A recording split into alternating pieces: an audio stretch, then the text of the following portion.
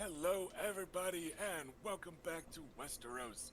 It is good to see ya, and it's especially good to see ya this week because we are kicking off a brand new arc that should have a really neat mixture of some comedy, some romance, some drama, a little bit of bloodshed, a little smidgen of bloodshed because it's Westeros. But we are kicking off Addam Nymaryen's Name Day tourney. That's Woo! right, the youngest of the young scions of House Nymaryen is turning 6 and 10 and becoming a man. And as Ash opens up his prosecco while wearing a crown and sitting beneath some happy birthday balloons and all kinds of stuff going on, we are kicking off the festivities this week.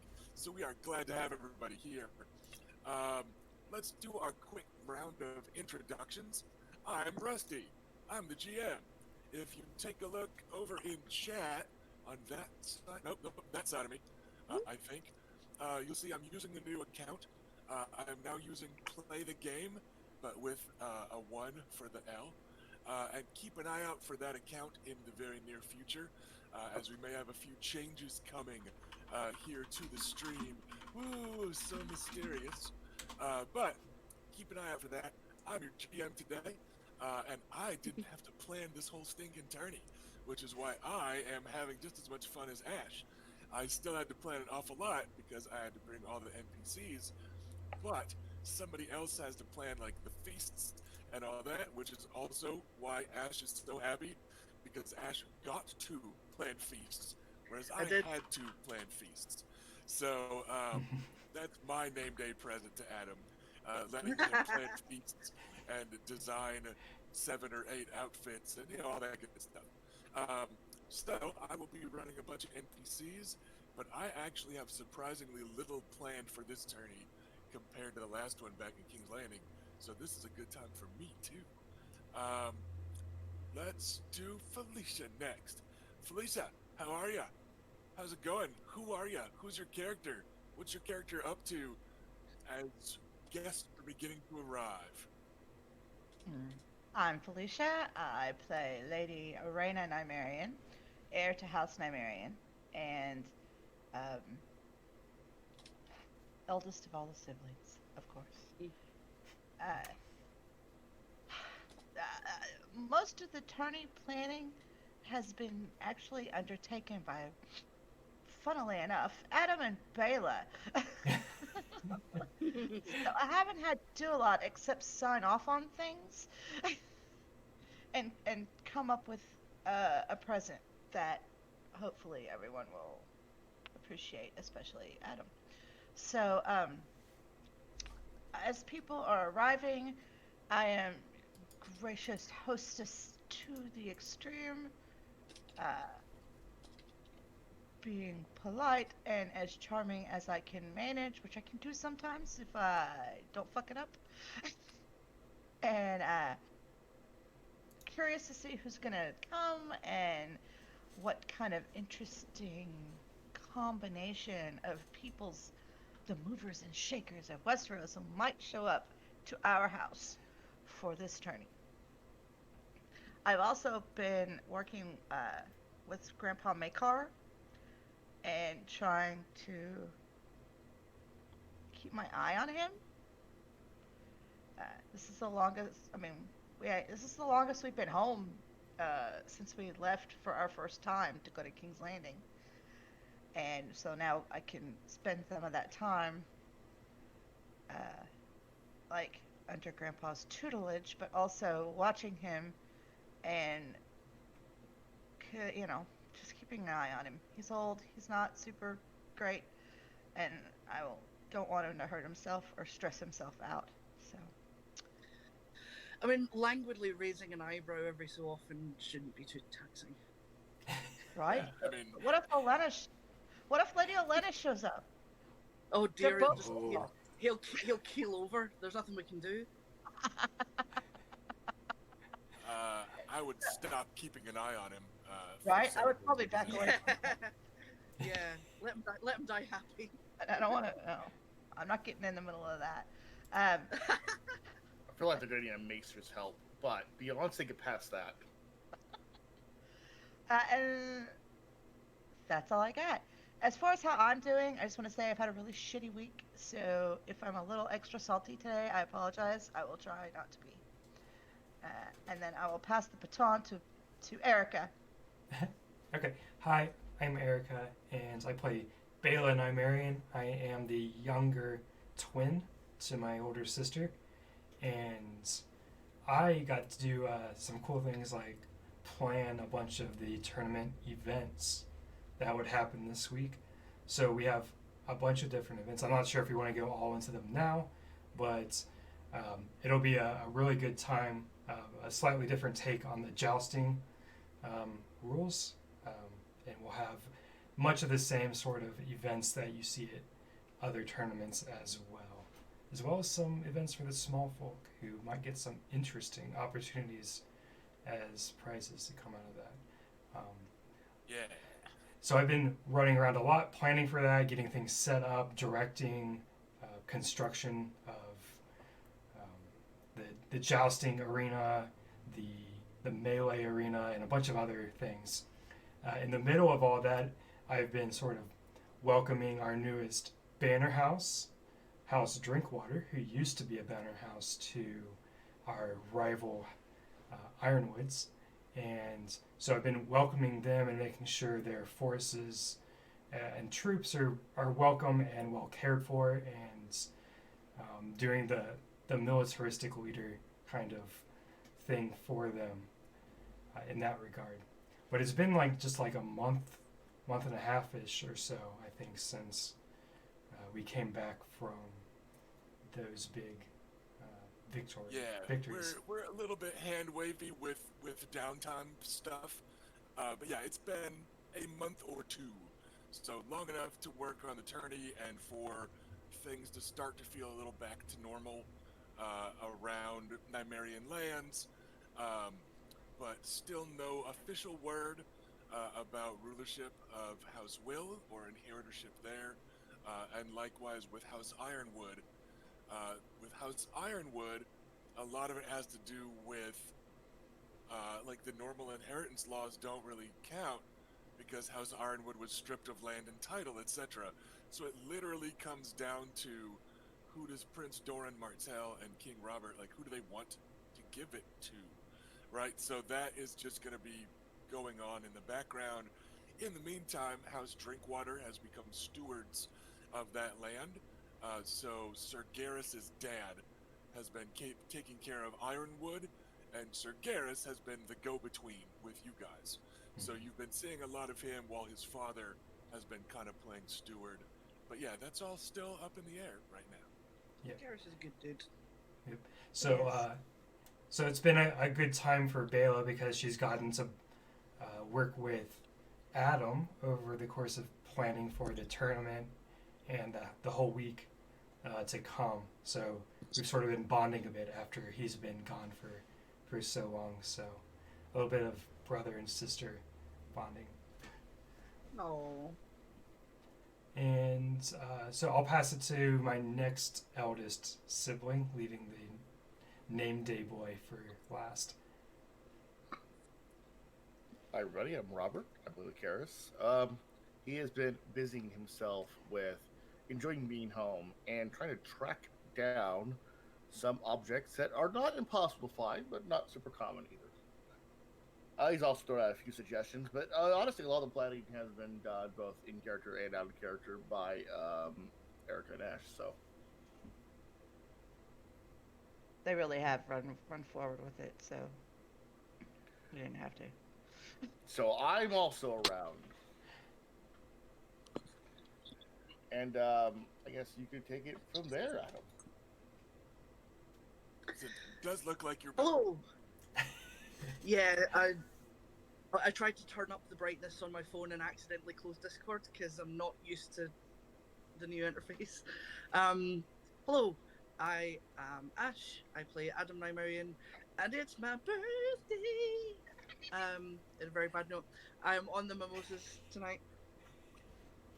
I'm very excited.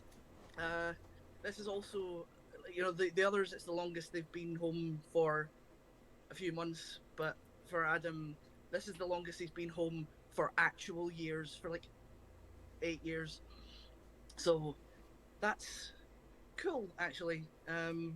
Yeah, feeling a bit more sort of settled, and like has been excitedly planning for this. Partly, I think, because he's got this idea in his head that once he's 16, he'll be an adult and get taken seriously, and he's going to be so disappointed.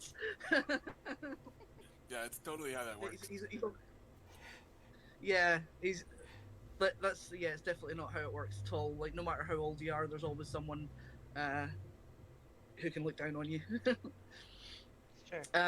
But yeah, so I spent most of last week putting together the opening and closing feasts for this tourney, and writing descriptions of the tourney prizes, and writing descriptions of outfits, and yeah, I'm so ready.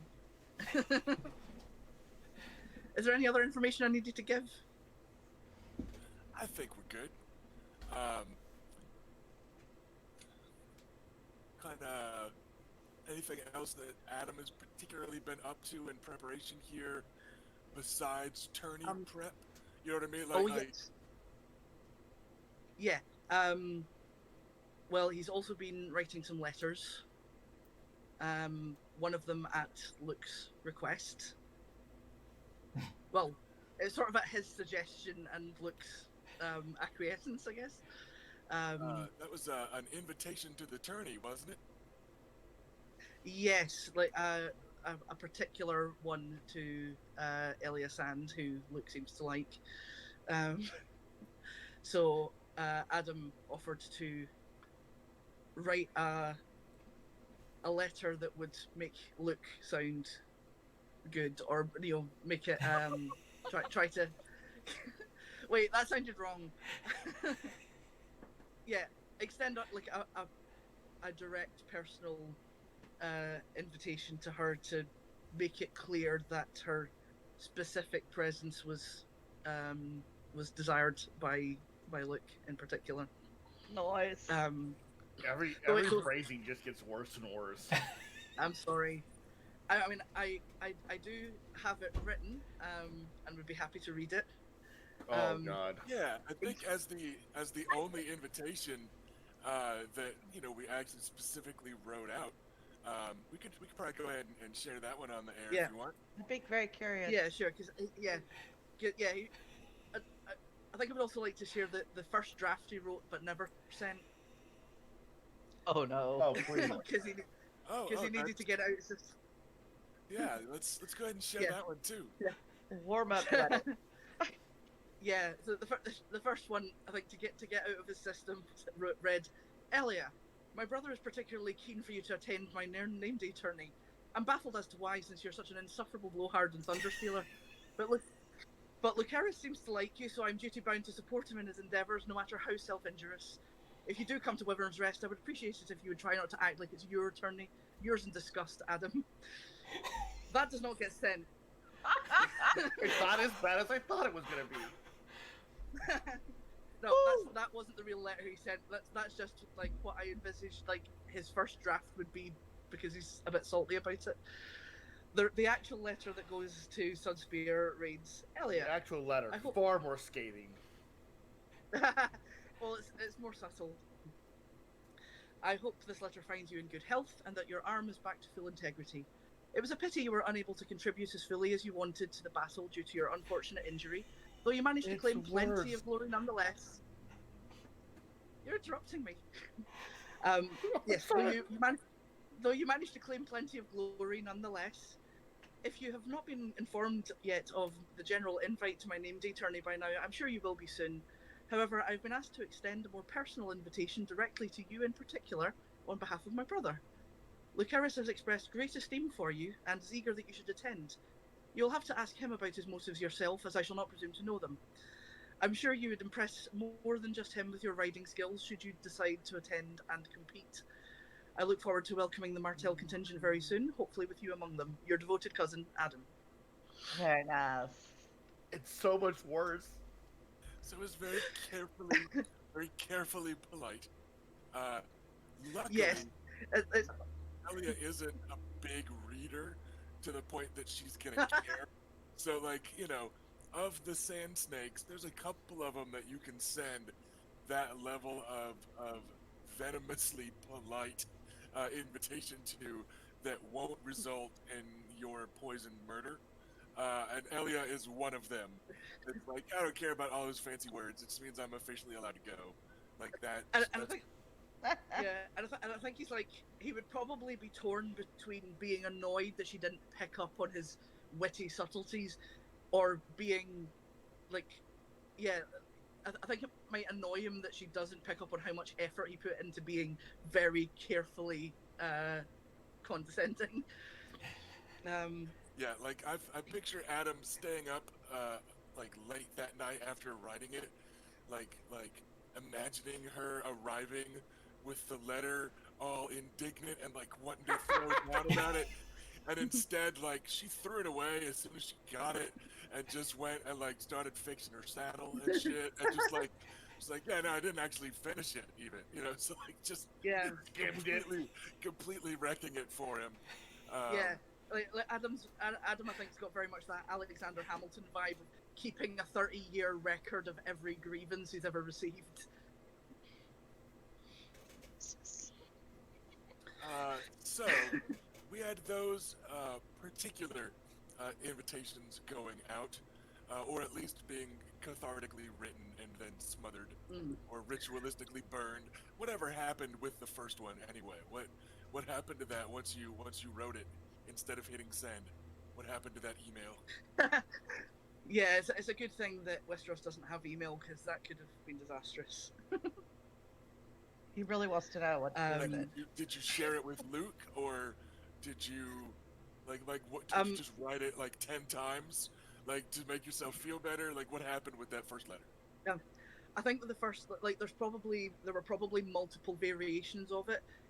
Like the first one was the most outwardly hostile, and it just gradually got more subtle and less actively antagonistic as he, it would write one and go, oh, no, that's definitely too far, you monster, wind it back, and then kept going, basically until he arrived at something that he was sure he wouldn't get, challenged to a duel for. That's fair. You're like, wait, I might be an adult next time I see them all. Shit. Yeah, exactly, and can would not be able to escape such an obligation any longer. To a similar effect of his the one not quite a disinvitation that he sent out to make sure that his investment doesn't get murdered.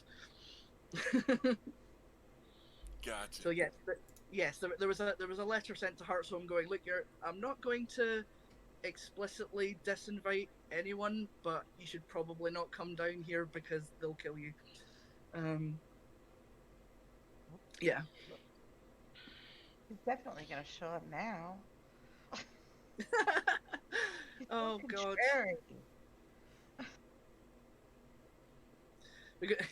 All right. So we're not only going to have Bobbert Baratheon, but Kin Lorbray. Yes.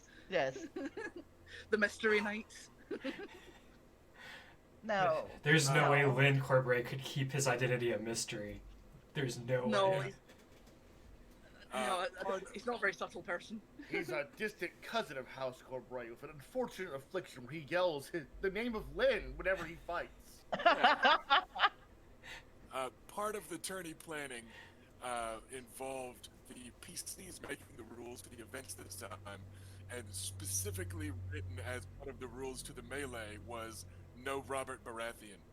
No Robert Baratheon. Not allowed. Very strong feelings about King Robert showing up in this melee again. So I told them that instead there might just be a mystery knight who looms 6.5 feet tall and about 6.5 feet broad in the shoulders and with a giant hammer, whose name was Bobbert Baratheon, and who totally doesn't have a crown on, you guys. It's just a fancy hat. And yeah, they didn't fall for it. So it's a tiara. Yeah, everybody got to die in cunning for not falling for my clever scheme. Um, but yeah, that didn't work out, unfortunately.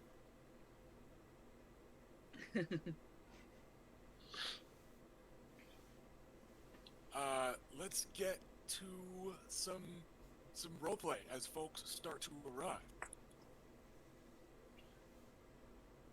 because there's lots of folks arriving from lots of places. Um, the first to arrive, who have kind of the most predictable uh, distance to travel and the safest to travel, etc., are of course your fellow Dornishmen and Dornish women. Um, and they tend to be, traveling lighter than the rest because they're not going for weeks or a month to get here. Part of why we're fuzzy on the exact date is because some of these people travel really far, and it'd be unrealistic. But we're just hand waving that. But even so, it does tend to be Dornishmen that arrive first.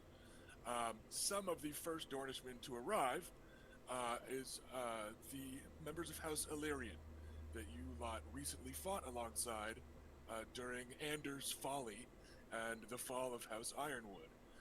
And that is Sir Ryan Illyrian, who was the father to Damon Sand, Danger Twink, Uncle Oberyn's squire, but who is wed to Enos Ironwood, who is the older daughter of the dead Lord Anders, and she travels with him. And you suspect that this might be another kind of political statement for them to just show, like, no, totally no hard feelings. Like, I promise, we are cool. I am a loyalist. I am House Illyrian now, right? But she's given every sign of genuinely being disgusted at her father and his machinations. So they arrive pretty early, along with a host of other Dornishmen that have basically just all met on the road on their way up to visit you lot. Because the only way to get here is up through the Stoneway from the south, just like the only way to get here from the rest of Westeros is down the Stoneway from the north. So a lot of your visitors are getting kind of funneled together and then traveling together the last couple days, right? Because they're having, like, parking lot pre-party type of stuff. They're, hanging out and swapping war stories and stuff like that for the last bits of of their journey.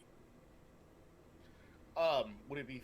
Could we say that we had some outriders just to beat groups and help bring them in as a sign of goodwill? Yeah, and you guys have also specifically been patrolling heavily on the Stoneway because House Will and House Ironwood aren't anymore, and because you guys are the wardens of the Stoneway. So yeah, you definitely have extra crews of riders out and about and that sort of thing. But so House Illyrian is kind of the first that you notice in the Dornish contingent. And arriving with them are a few members of House Dalt, which are the Knights of Lemonwood. They're landed knights. Their sigil is lemons on a purple field. And you see Sir Desiel Dalt and his younger brother, Sir Andre, who's known as Dre Dalt. They are both eligible bachelors. Rather famously, Dre is his heir as brother because Sir Desiel hasn't married yet. Both of them are friendly with Prince Doran's children. Um, Rumors spread about both of the Dalt boys and several of your cousins in that, Prince Doran's actual daughter and also maybe a sand snake or two have taken turns seducing the Dalts, and that the Dalts might be pining for them, which might be why they're unwed. It's Dorn. Yeah, whatever. But they show up along with some members of House Corgyle, Sir Julian Corgyle, who's the heir to Sandstorm, but then his younger brother, Sir Aaron, who is also an eligible bachelor, Sir Julian is wed, but Sir Aaron is not. Um, Both of them are bearing the black scorpions on red, looking very Dornish and sinister. Lord Tremond Gargallon of Saltshore arrives. He is wed, and you get the feeling he just traveled up here from Saltshore because tourneys are fun. Like, not everybody's here necessarily trying to win the hand of Iris Dannett, or maybe trying to flirt with the Nymaryens themselves, because you guys have been making some headlines lately. So some of them are no doubt just here for the attorney. Before Go ahead. before everyone arrives, I would like to extend an invitation, maybe through servants. I don't like talking to her directly. She doesn't like me. Iris Dannett to come down and greet people if they arrive, if she would like to. But otherwise, I'm going to be down at the foyer, with some wine and greeting people as they show up. She is largely keeping to herself after helping with overhauling Wyvern's Rest in preparation for guests.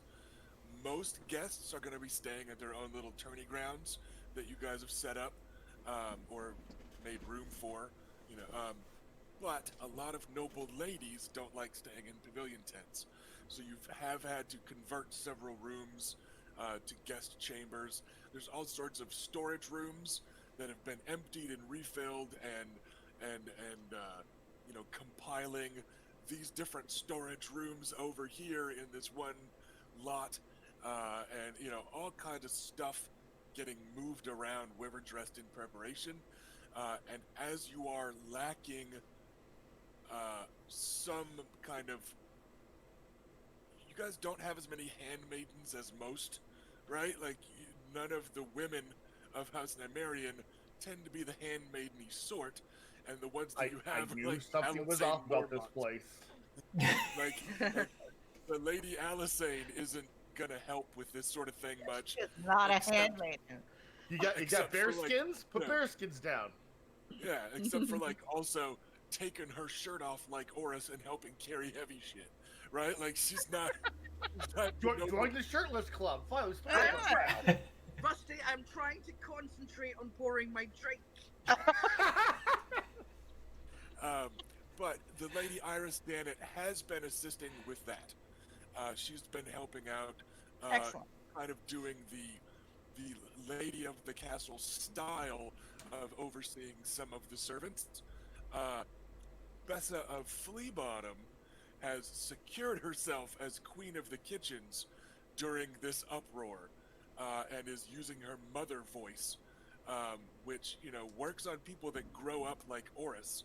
So it's definitely working on the servants, and she has seized the reins in the kitchens for sure. But yeah, so Iris has been around and doing kind of Sansa Stark level of Lady of the Keep type of stuff, right? Some of the fancier stuff. So she's been around. She's been around, and she'll assist with greeting some folk. Back through to the Dornishmen that have arrived. One example of an absolutely spoken for fellow that isn't here to get married is Sir Ulwick Uller, with the red flames on yellow of his house. He's the granduncle to several of the Sand Snakes. So he is out of an age bracket. This is looking for an 18-year-old bride, luckily. He's pretty taken. Also, not here to specifically wed the Lady Iris and just here for the glory, coin, and fun, is the Lady Velena Toland, daughter and heir to the Lady Nymella of Ghost Hill. They've got a green dragon on gold, and they are a house run by and aired by women folk, so there could be some good times in the future there, some drinking buddies as you guys eye up the himbos. Also, not here to marry anybody, comes a trio of sand snakes that just kind of fall in with some of your patrols, coming and going a few times before they even swing by to introduce themselves as having arrived. Like they've just ridden in, got some water, and then rode out to help the next couple nobles arrive. They acting storm like- in. just acting like they work here, basically, is Obara Sand, the burly and eldest sand snake.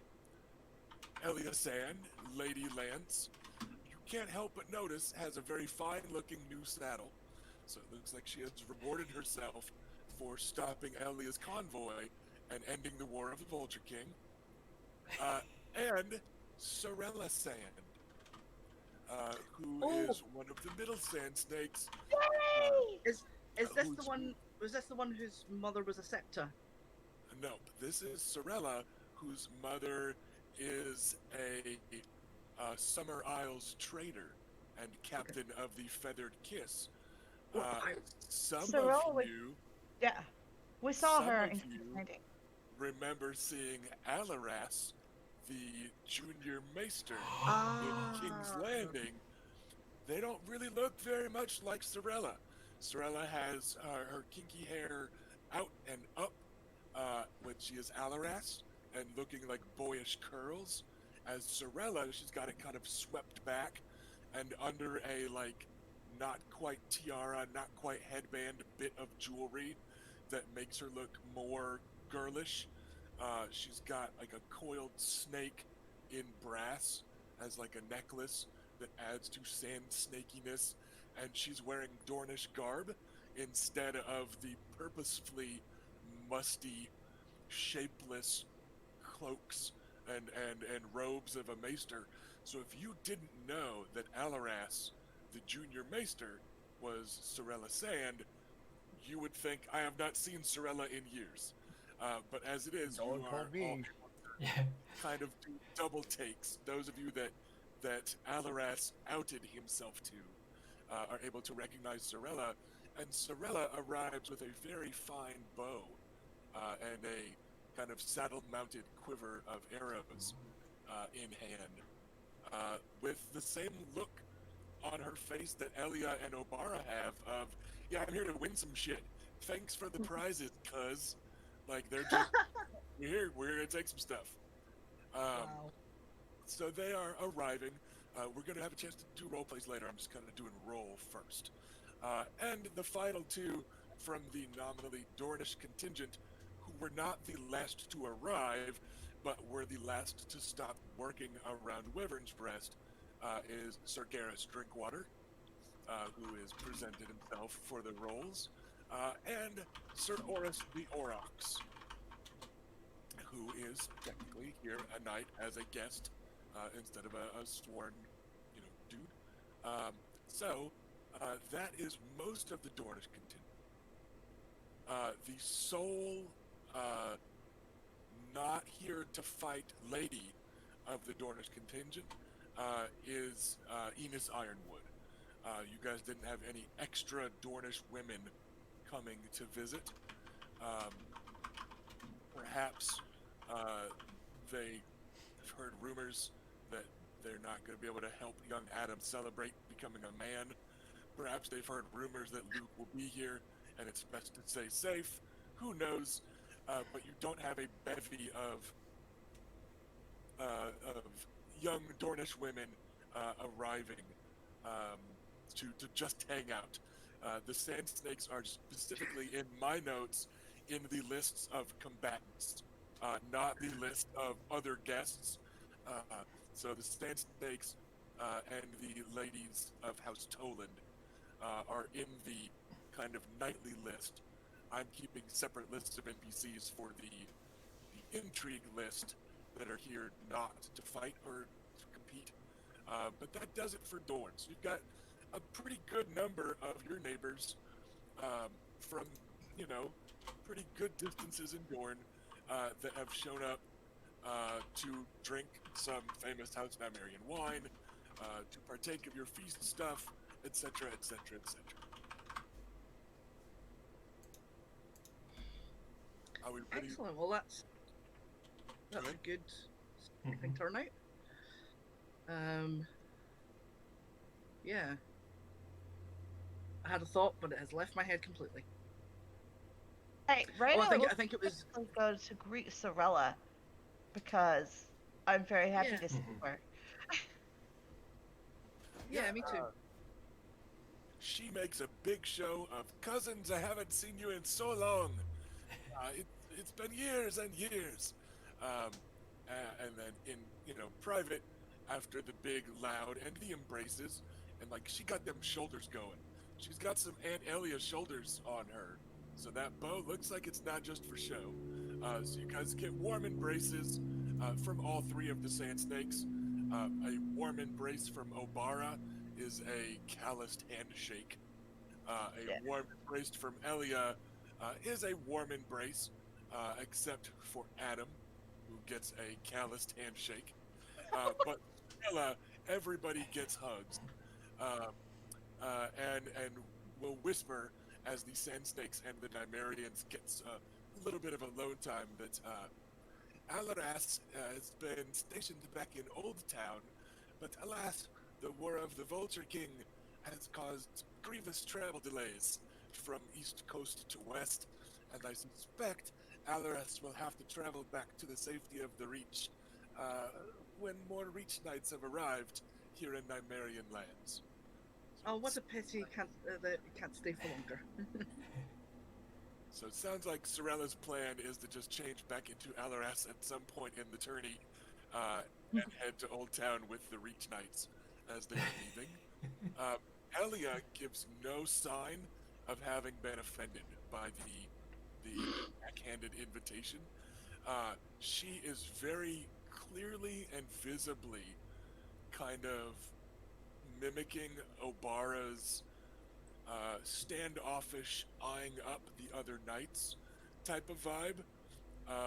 Like Elia is very clearly looking people up and down, and she wanders off in the middle of introductions to go inspect some horse flesh in the stables, and just go like, "Oh, let's go. I want to see what their blood bay looked like."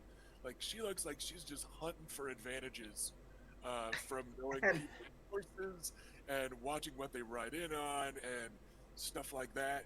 And then she wanders back over for the invitations, and so she's just kind of coming and going, and she is clearly angling for like a chance to ride and impress some people. She's I here think to she'll win. find that's my birthday. Well, I know, they like are you there. probably just mentioned that, like coincidentally, but While they are there, Luke is going to go over and instead of meeting with them, and give Garrus Drinkwater and Oris kind of a nightly greeting and welcome them back to the castle. Yeah, and those two like had been riding some of the patrols and leading folks in and stuff like that. And yeah, you get a grunt of acknowledgement from Sir Oris. Sir Garrus looks expectantly towards the wineskin that I perpetually assume Luke has in his hands when I you're hand out it to of, him. when you're out of doors. When you're indoors, I assume he's got chalices and stuff. But if you're outside, I assume he's got wines. And yeah, Garrus, absolutely. In the weeks, well, months since the Anders' folly, he seems to have fit in pretty seamlessly. He just generally does seem to be a pretty affable dude that really was outraged at the betrayal from Anders Ironwood, and he mentioned in his cups a few weeks ago. He thinks like the worst thing about it was that Cletus got dragged into it and died because of it, because he would have done anything for Lord Anders. And you realize or remember that those two grew up together, which maybe makes his new friendship a little bit more bittersweet, especially for Addam. But he seems absolutely honest about it. Blindsided by it all, still feeling a bit overwhelmed by the change in scenery and duty and responsibility and stuff.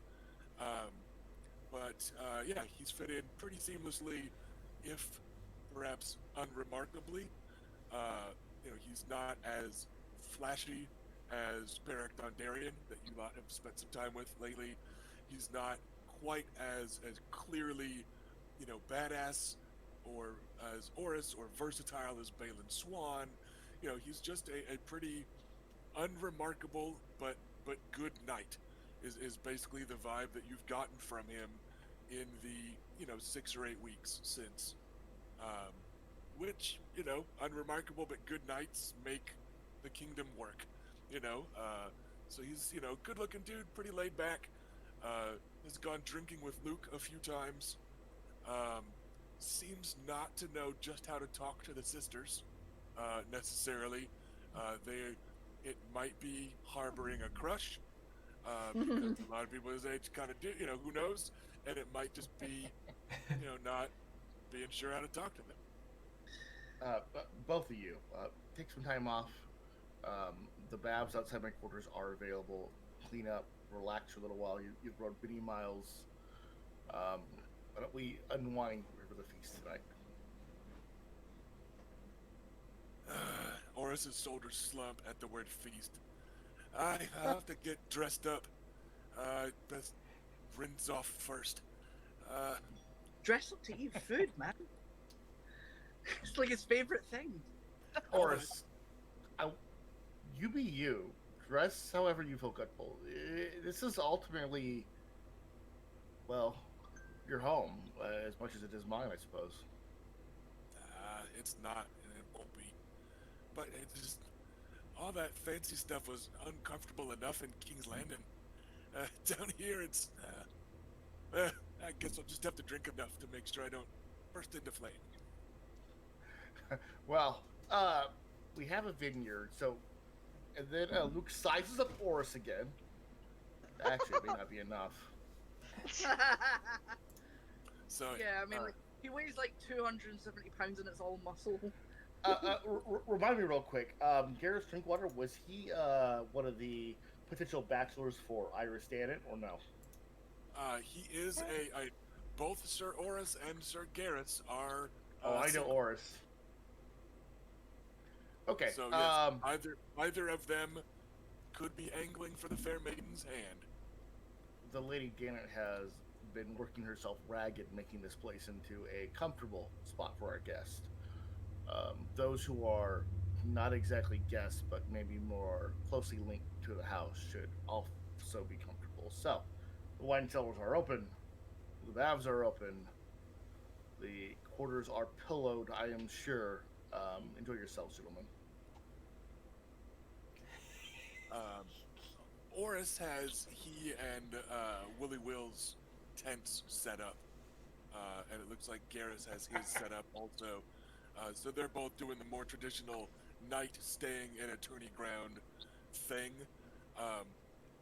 You suspect, or rather you know, that Grandfather Makar and your maester and the Lady Iris, they've been tracking the guest list with a hawk's eyes and doing the logistics of where guests are staying. So, yeah,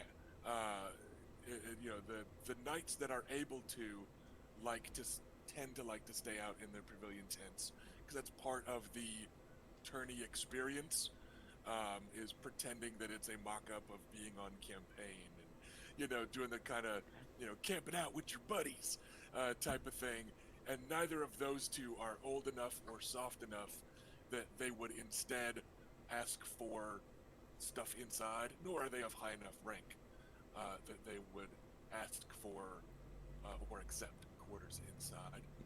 As long as it is understood, an invitation has been extended by Luke for them to hang out.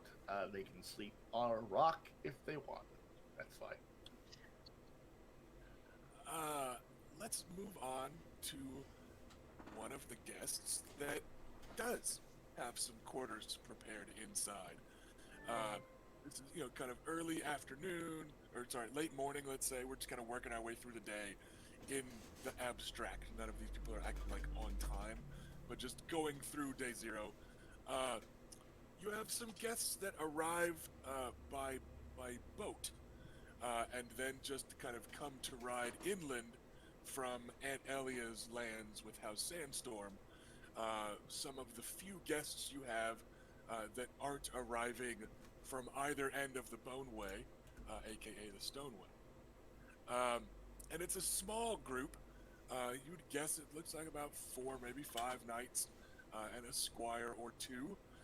But as they come riding in from the east, escorted by a few of Aunt Elia's archers Uh, there's a big black stag on a yellow field.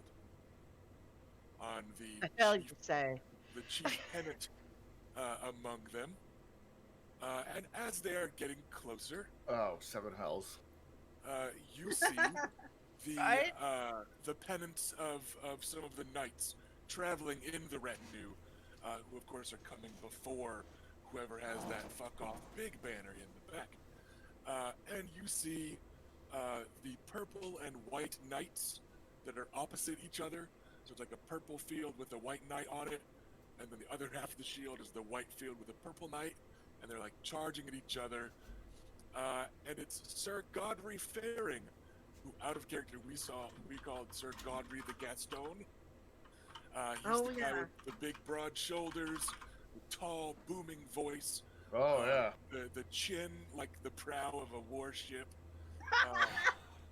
So it's Sir Godfrey Faring from the Crown Lands has arrived. He is a famously eligible bachelor that is working the field and yet to decide just which sheath he will leave his sword in Oh, for the gross. history books. Wow. I don't like him. Riding alongside him, you notice the green, red, and blue spirals on a white field on the kite shield of Sir Justin Massey.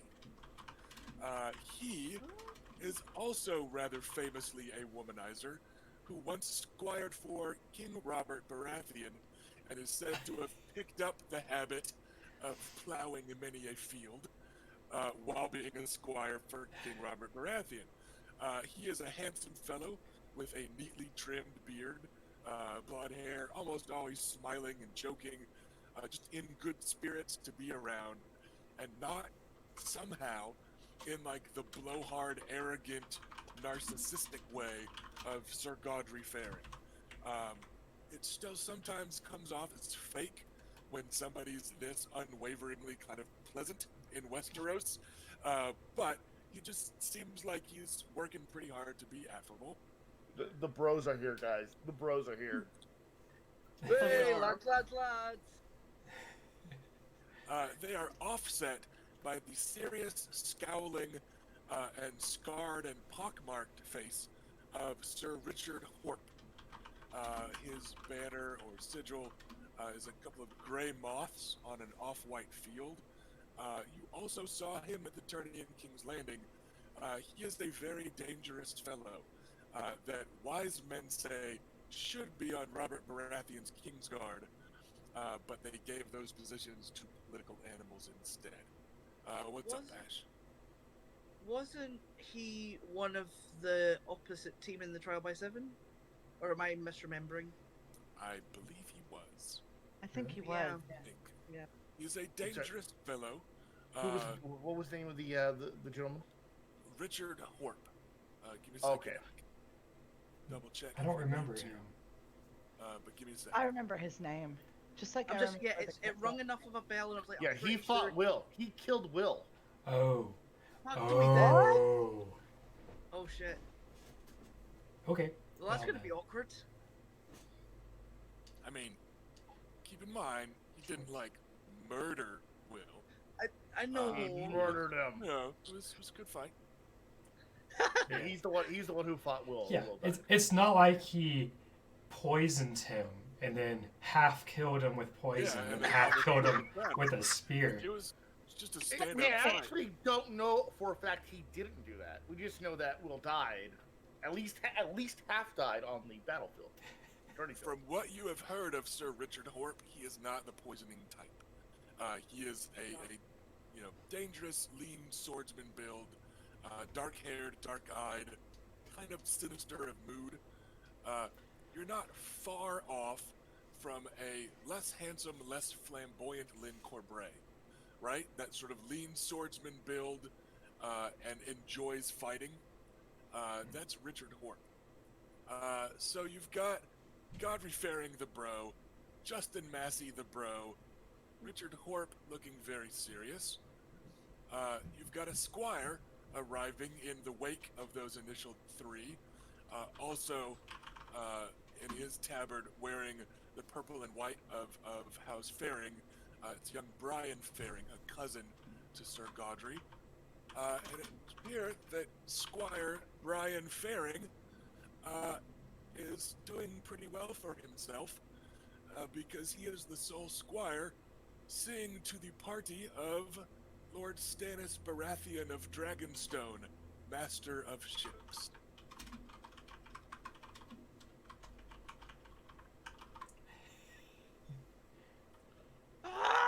You okay over there, Ash? Oh, good. So it's just. I'm fine. This is not scary at all. So let me tell you, the party level just ratcheted up. It's not the Not when Baratheon. Stannis is around. That's not the brother I was looking forward to showing up. I know. I was like, Yeah, where's the so party, brother? Yeah, I so wanted the party, brother. Lord Fun of Dragonstone has arrived. Oh, is that his name? Lord So- Funny, yeah. Yes, it would be a fairly small contingent, largely from the Crown Lands. Richard Horp is technically a Stormlander, but he often works with Lord Stannis. You have a small contingent from the Crown Lands that has arrived by ship, with a unique blend of party bro and very much not party bro. That is very interesting. And you guys particularly notice, as Stannis is arriving, despite your own just like gaping in disbelief and discomfort in equal measure, you notice that grandfather is out here in the courtyard and on his feet.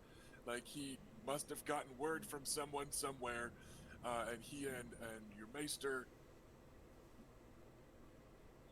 arrived, and you haven't seen Maester Elston on his feet real often lately, any more than grandfather. But the two of them are standing there, and suddenly the lot of you are looking and feeling very formal, as Stannis Baratheon comes slow walking up, and you see, the knights with him, Faring and Massey are reaching for wineskins that House Nymaryen offers alongside bread and salt, and they're, kind of ogling the serving girls. In policy, we Massey's- must revise. Yeah, Massey's casting sidelong glances at just kind of every woman in sight. Godfrey Faring is elbowing Massey and openly I'm gonna crush that one. And you don't know if he means a knight or a servant wench. It just depends on the flavor of crush. They're already bantering and hanging out a little bit. And Lord Stannis instead walks very stiffly and formally to the bread and the salt, and doesn't make eye contact with anybody until he has, people need to do appropriate obeisance to him. He's not the king, so you don't have to take a knee, but he kind of expects bows and stuff. But Yeah. he Oh, gives them, and as well as receives them. It's all suddenly very stiff and formidable Stannis, who eats the bread and salt before even speaking, and who eats the bread and salt before the maester and grandfather Maekar speak. It just suddenly everything changes in the attitude. It's not a Dornish party. It's okay, shit, this is work. Oh shit, right? And there's just a shift in the air. Right. So go ahead, Ash. Right. Now, as soon as his back is turned, we'll all hide and go party somewhere else. Yeah, we'll party down at Ironwood. It's empty. They've got an empty. Justin Massey leaves. Sorry, bro. You guys hit the wrong address. They're up at the wall. I heard. I don't know. Your princess is in another guys- castle. Yeah, your guys' little out of character joke huddle about ditching Stannis to party is interrupted by Justin Massey leaning out of character into your little bro huddle. Going "Yo, what's up, bro? Where's the kegger at?" how you doing? And like he just shows up in your little It's no good, Ash. He can break the fourth wall too. We have to put up with this shit. Damn it. Where's Deadpool when you need him? Ah, Luke is also going to be approaching the group to try to intercept this nonsense. I don't know how far. I bet he's kind of far away, so he's not going to get there first. But that's what's in my brain. Yeah, I mean, Adam's yeah. just going to be very deferential to Lord Stannis because that's what you do. that's what you do.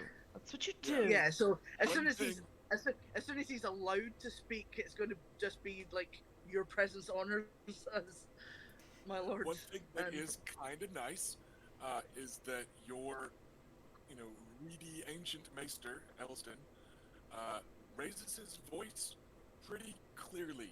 And much like Grandpa Makar, like they're getting old, but they still got it when they need it, right? And you notice like this is like that heraldry training kicking in, and it's kind of neat to hear Maester Elston lift his voice and announce, Lord Stannis Baratheon of Dragonstone, Master of Ships, and eldest brother of King Robert Baratheon, first of his name, the Blood Royal and Warden of the Stoneway, welcomes you to Wyvern's Rest. Like, it's kind of cool. Ooh, chills. Part of the upside of the stiff formality is the stiff formality. You guys have a couple new titles yourself, so that's pretty bitchin'. That's cool to hear. And it's kind of nice. It's kind of nice. And yeah, you get the very kind of stiff, the bows from Lord Makar to Lord Stannis. I know it's not quite like it's not Rokugan or feudal Japan, where the depth of a bow is very measured, precise. But still, there's some etiquette that goes into it and stuff. And you notice that Stannis and Lord Makar's bows are basically the exact same. Like, it's the same level of kind of stiff formality recognition of each other, and respect for each other is basically spot on between them.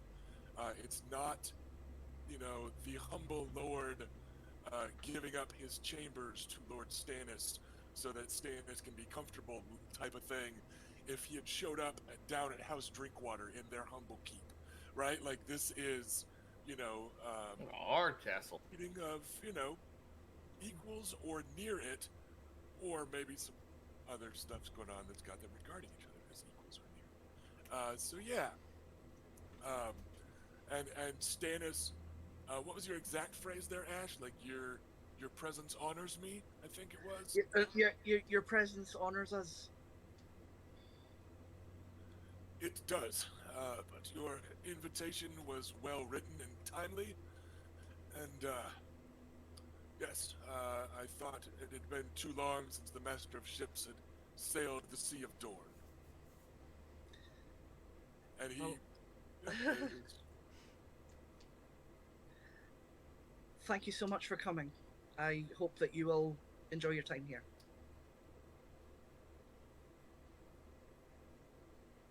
As do I. Brian, to the quarters. And the squire is grabbing some stuff, and then, like, they're starting up. So, Lord Stannis Baratheon has his own quarters here in the keep. He doesn't seem to be carrying much. Like, Squire Brian isn't making, like, 800 trips with his luggage. It looks like it's not much more than you would have in a Spartan pavilion tent out in the tourney ground. Just looks like Stannis is inside on decorum alone. Is It's the an vibe. aesthetic. You know? He's not Aesthetic. got, lavish He's stuff going on. I like. You just couldn't get someone more different from his own family. Like, he wouldn't even take part in the pleasantries. I don't That's not what he understand does. this man. That's not what he does. He's definitely the Addam of their family. How dare you? I mean, he's the How odd man out very- from the other siblings. So How if that was very- how you know. Now, we don't have any odd men out here. Shut up. I'm appalled and shocked and hurt and hurt. Heart. You're an Heart. assholes. Assholes, both of you. Um, so, Fair, Rusty, fair. Rusty, Yes, Felicia. how was Grandpa Makar? Was he surprised? Did he expect Stannis? He did not appear to be surprised in the slightest, which is an old Grandpa Makar trick. He kind of never appears to be surprised. But thinking back on it, as you see Stannis, you do like I guess we do remember seeing a lot of letters with the Baratheon sigil on it. I assumed that was Grandpa Makar talking with King Robert about our recent change in status and blah blah. But maybe some of them could have been letters from Stannis Baratheon. Who From knows? Dragonstone? We never get good looks at Grandpa's desk. But yeah, he certainly doesn't seem surprised, and he certainly had quarters ready. He lives on my island. It's so rude. Just unacceptable. That's how I think of it, honestly. If you half kill him, I'll kill the other half, okay? Okay, let's handle that this week. Chop chop. But oh wait, no, that wouldn't really. We would have to stage an entire coup of the royal family, because otherwise that's just giving it to Renly. Fine. Next week. Not the worst idea. Speaking of islands, there is one more guest from the Crownlands that's in my personal other guests category instead of Ooh. knights that are here to fight stuff.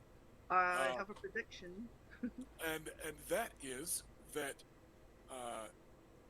riding a few minutes behind them as they arrive, and you hear offhandedly some comment from one of the bro knights that so-and-so had to cede the ship and that sort of thing. But arriving with Aunt Elia Sandstorm and flirting very openly with her, and she is flirting very openly with him, is a rather lean fellow with shock of white hair reaching to his shoulders and a dapper, neat little white beard. And it would appear that helping them sail down here for this visit is Orain Waters, the bastard of Driftmark. Yeah. I'm approaching this group. He does not come and introduce himself. He and Aunt Elia stay away from the keep. You see them arriving, and then you see them taking off with one of the outbound patrols, just talking the whole time, but you can see who it is, and you can get their name from other members of Lord Stannis' thing, but it looks like currently Aunt Elia has grabbed herself some bastard arm candy. Apparently. Who might think the opposite. But yeah, you have Aunt Elia and this very Valyrian-blooded looking fellow just riding off. She has a type. He's got like a big hat on against the sun, but you can still tell he's got that Targaryen look to him as he takes the hat off, wipes a bit of sweat, waves cheerily with the hat in the general direction of the castle, and then puts it back on to keep on riding with Aunt Elia. Yes, there's a final member of the Crownlands contingent there. I always forget that Driftmark is considered part of the Crownlands, but it's right there. It's not like and- it's not even that far off the coast. Right? Driftmark and Dragonstone are surprisingly close. Yeah, and he, for the viewers at home, he is the bastard brother of Lord Montford Valerian, Lord of Tides and Master of Driftmark. So he is deep Valyrian blood, much like you lot, and as came up late last session, he is apparently Grandfather Makar's pick to be wed and bred with the Lady Bela Nymaryen. Grandpa Makar wants an influx of Valyrian stock, and it sounds like Orain Waters is in the running. She's not a horse. It's just, Of course not. It's funny. No. just the phrasing. Took her opinions Wed into and bred. consideration. That's why it's Well- wed and bred, and that's why it's so difficult. With horses, it's much easier.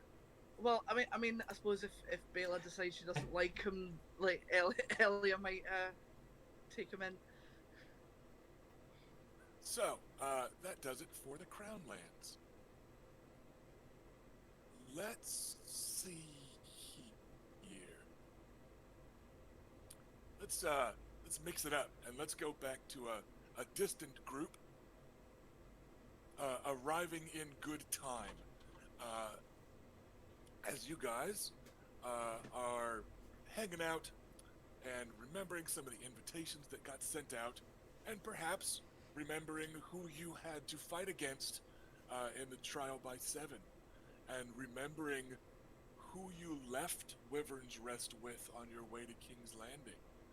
And you look in the distance, and you see arriving into Wyvern's Rest the sigil of House Blackwood, which, of course, Lord Tytos Blackwood is Sir Vannon Rivers' father. But alas, this is a younger, leaner Tytos Blackwood that actually kind of reminds you of Vannon pretty clearly when you see him. He is newly knighted, about 17 years old, Sir Lucas Blackwood, the second son of Lord Tytos, not counting bastards. And he has some stubble that he's trying to turn into a beard with that kind of chestnut, almost ginger, classic Riverlander hair color. It's coming in very thin on his face, so it's kind of adorable. But he's got, that posture and that high chin, and those gleaming spurs that you can tell were a gift when he was knighted type of vibe going on. And he's got that white tree on a black field and that circle of ravens around the edge of it. And he introduces himself, and he very clearly passes a letter to grandfather with a kind of apologetic bow, and then straightens and said, my apologies. My natural brother could not make it, as business in the Riverlands is rather distracting at the moment. He is still refamiliarizing himself with the territory. But Edmund and I could come visit, and then you notice squiring for this small knot of Riverlanders is young Edmund Blackwood, the fourth son, who just looks like Lucas but younger. Same sort of thing. He's just like, that's about a 13-year-old version of that's Vannon 5 years ago, right? Like, it's that sort of vibe. You're like, these guys are all definitely related. And Sir Lucas is, of course, a bachelor, not yet betrothed or anything.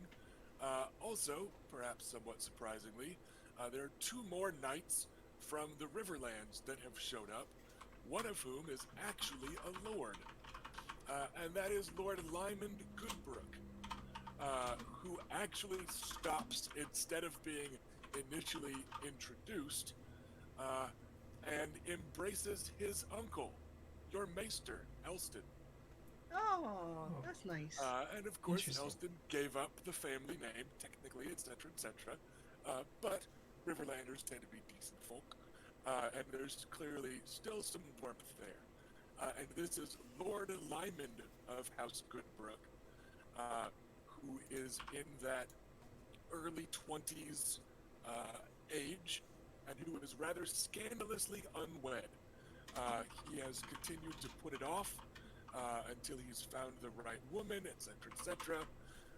And he is a friend of Edmure Tully, the heir to the Lord of the Riverlands, It etc. So, appears. yeah, he is kind of he runs with Enmer's crew, right? But it looks like uh, maybe his uncle Maester Elston specifically sent him an invite, going like, "Listen, there's a girl with good breeding here. For fuck's sake, please make it there."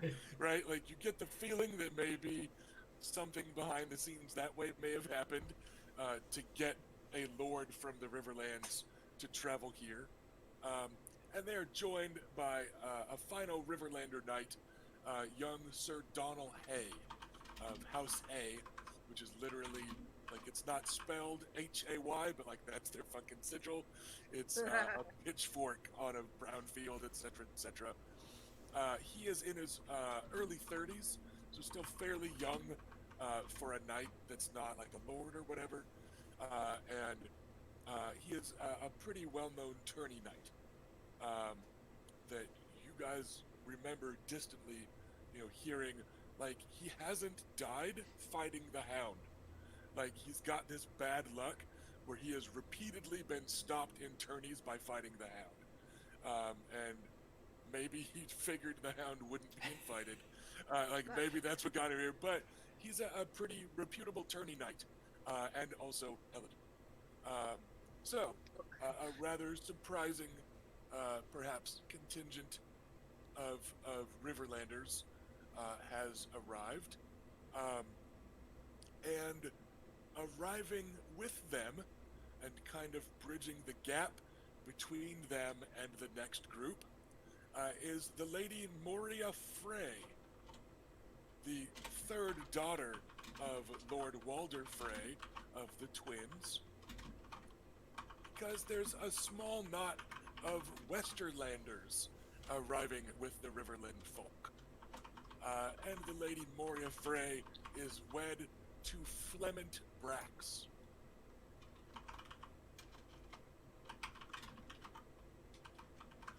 Clement? Flement, yes. Flement, Flement Brax. He That name sounds familiar. He is the third son of House Brax. They are the house that has the purple unicorn on a white field as their sigil. And you ran into some of them at the tourney in King's Landing. Flement is here with his older brother, Robert. Robert is unwed. Robert is the second son of House Brax, and he is unwed.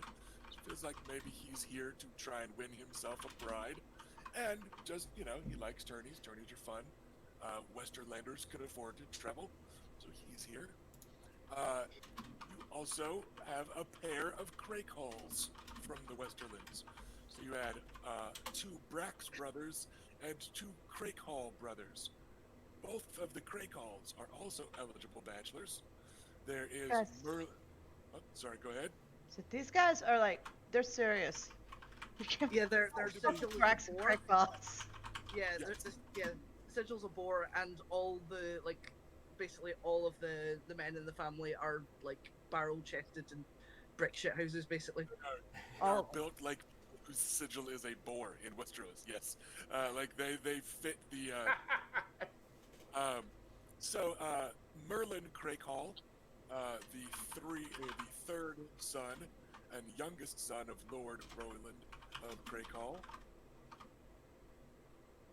who is very barrel-chested and broad in the shoulders, and he is joined by his booming, larger doppelganger, Lyle Crakehall, the Strongboar, the son of Lord Roland, who, in my notes for description, I have Lesser Robert Baratheon.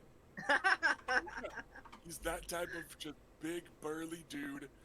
It's going a little bit fleshy, the way like real-life strong men do, right? Strong men aren't bodybuilders. Yeah, they're not cut their shit, but they're big, huge. So, this Lyle Crakehall, the Strongboar, one of the most redoubtable knights of the Westerlands, and alas, the sons of Lord Roland Crakehall are unwed, and you suspect that between the fun of beating up some Dornishmen the fun of gambling with people, because Westerlanders got them some coin, and the potential to snag a pretty wife that comes with some land and stuff. Yeah, we've got a pair of Braxes and a pair of Crakehalls from the Westerlands. Reminds me of the Kettle Blacks. Much more reputable than the Kettle Blacks. But yeah, But good news. It's another big burly family in that kind of vein. Balls they're just big.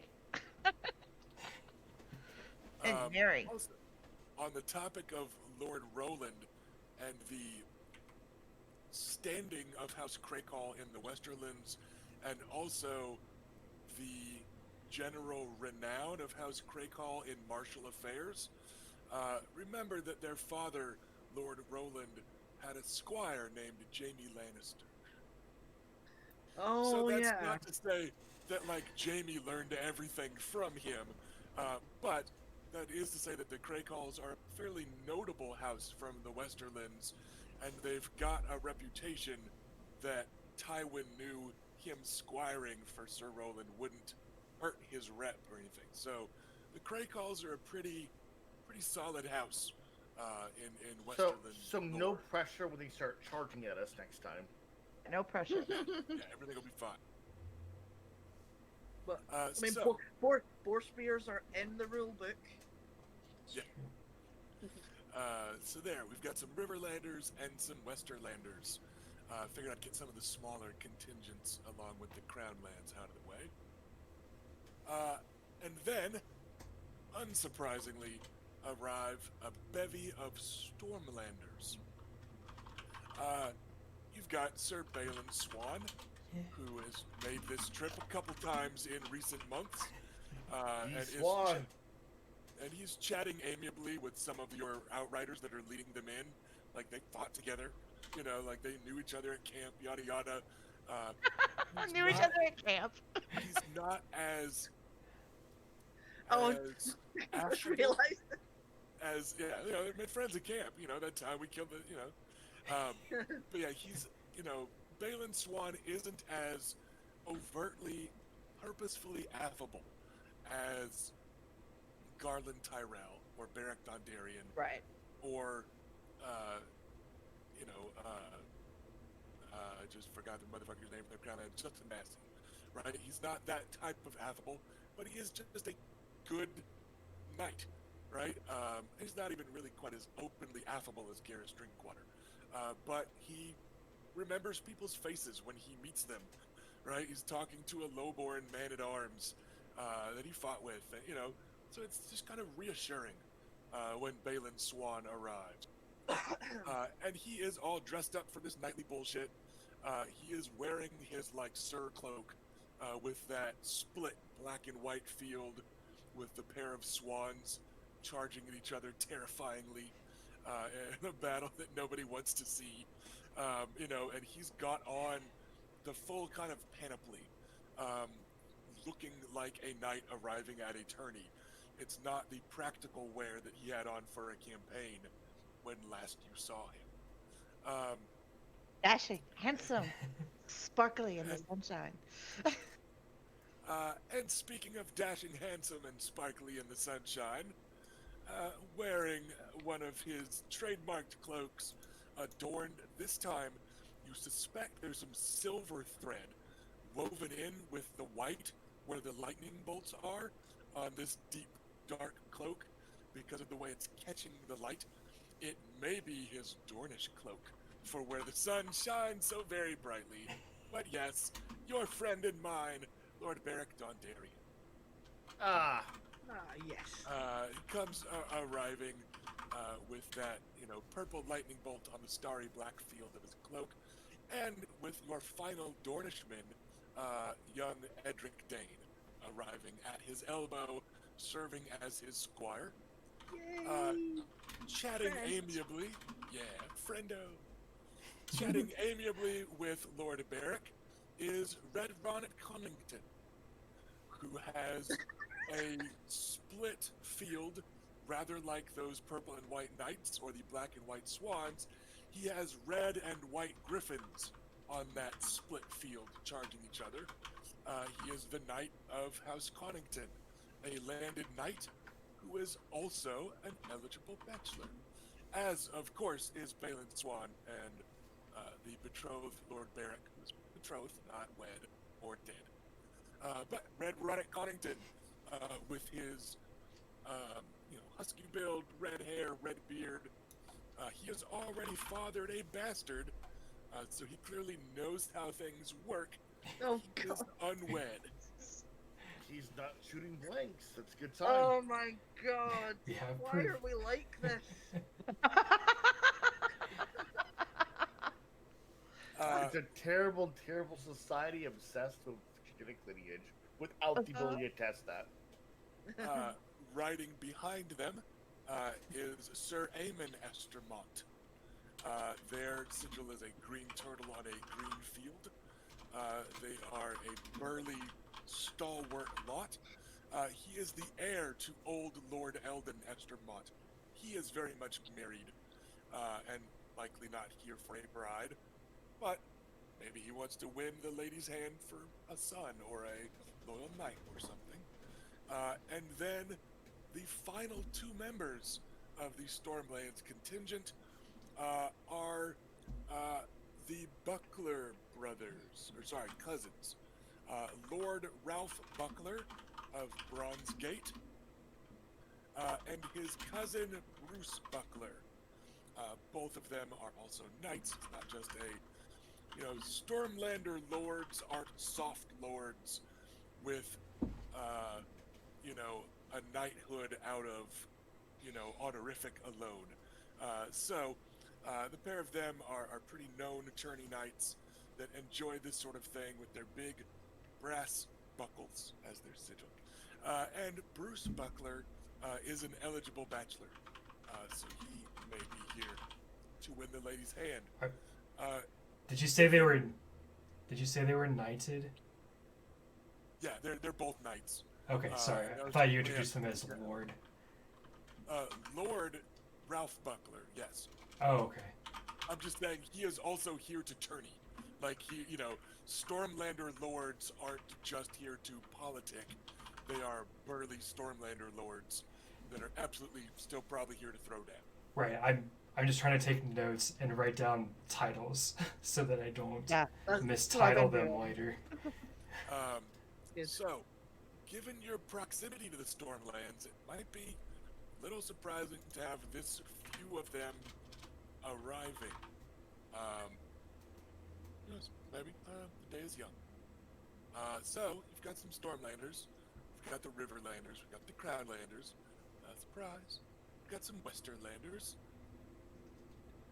Well, I mean, traditionally, right, like the Stormlanders and Dornish don't really get along because of history. Yeah. So maybe surprising, but not like too surprising. We have been worried about that, though. I mean, I'm a little surprised that there's nobody from House Karen or House Fowler, but that's okay. I thought we had a On the Karen first here. day, The I suppose, Fowlers, yeah. the Fowlers are Dornish, not Stormland, just to keep that clear for viewers. Oh, right, sorry. The Fowlers and House Karen were both, I don't want to say shamed or dishonored, but things were maybe a little bit awkward with them at the battle because they were late, and you know that they got a little chastised, like they missed out on the Vulture King part. So House Fowler, who knows, and maybe the Fowlers are just like, a lot of Stormlanders are going to be there. That was already weird. Maybe I don't want to show up. So I mean, like, Addam wouldn't have purposefully left them out, but if Maekar has, like, put the kibosh on it, then he can't, like, supersede that or anything. yeah, and like they likely got an invitation. They just maybe also, Lord Franklin famously has a pair of daughters about Yoral's age that he's still trying to marry off. So maybe he just didn't want to even accidentally end up getting another teenage girl to have to try to keep safe the virtue of in Dorne. In as much as virtues are safe in Dorne, but maybe he just was like, fucking, I've had enough Stormlanders lately. But virtue is a social construct, Rusty.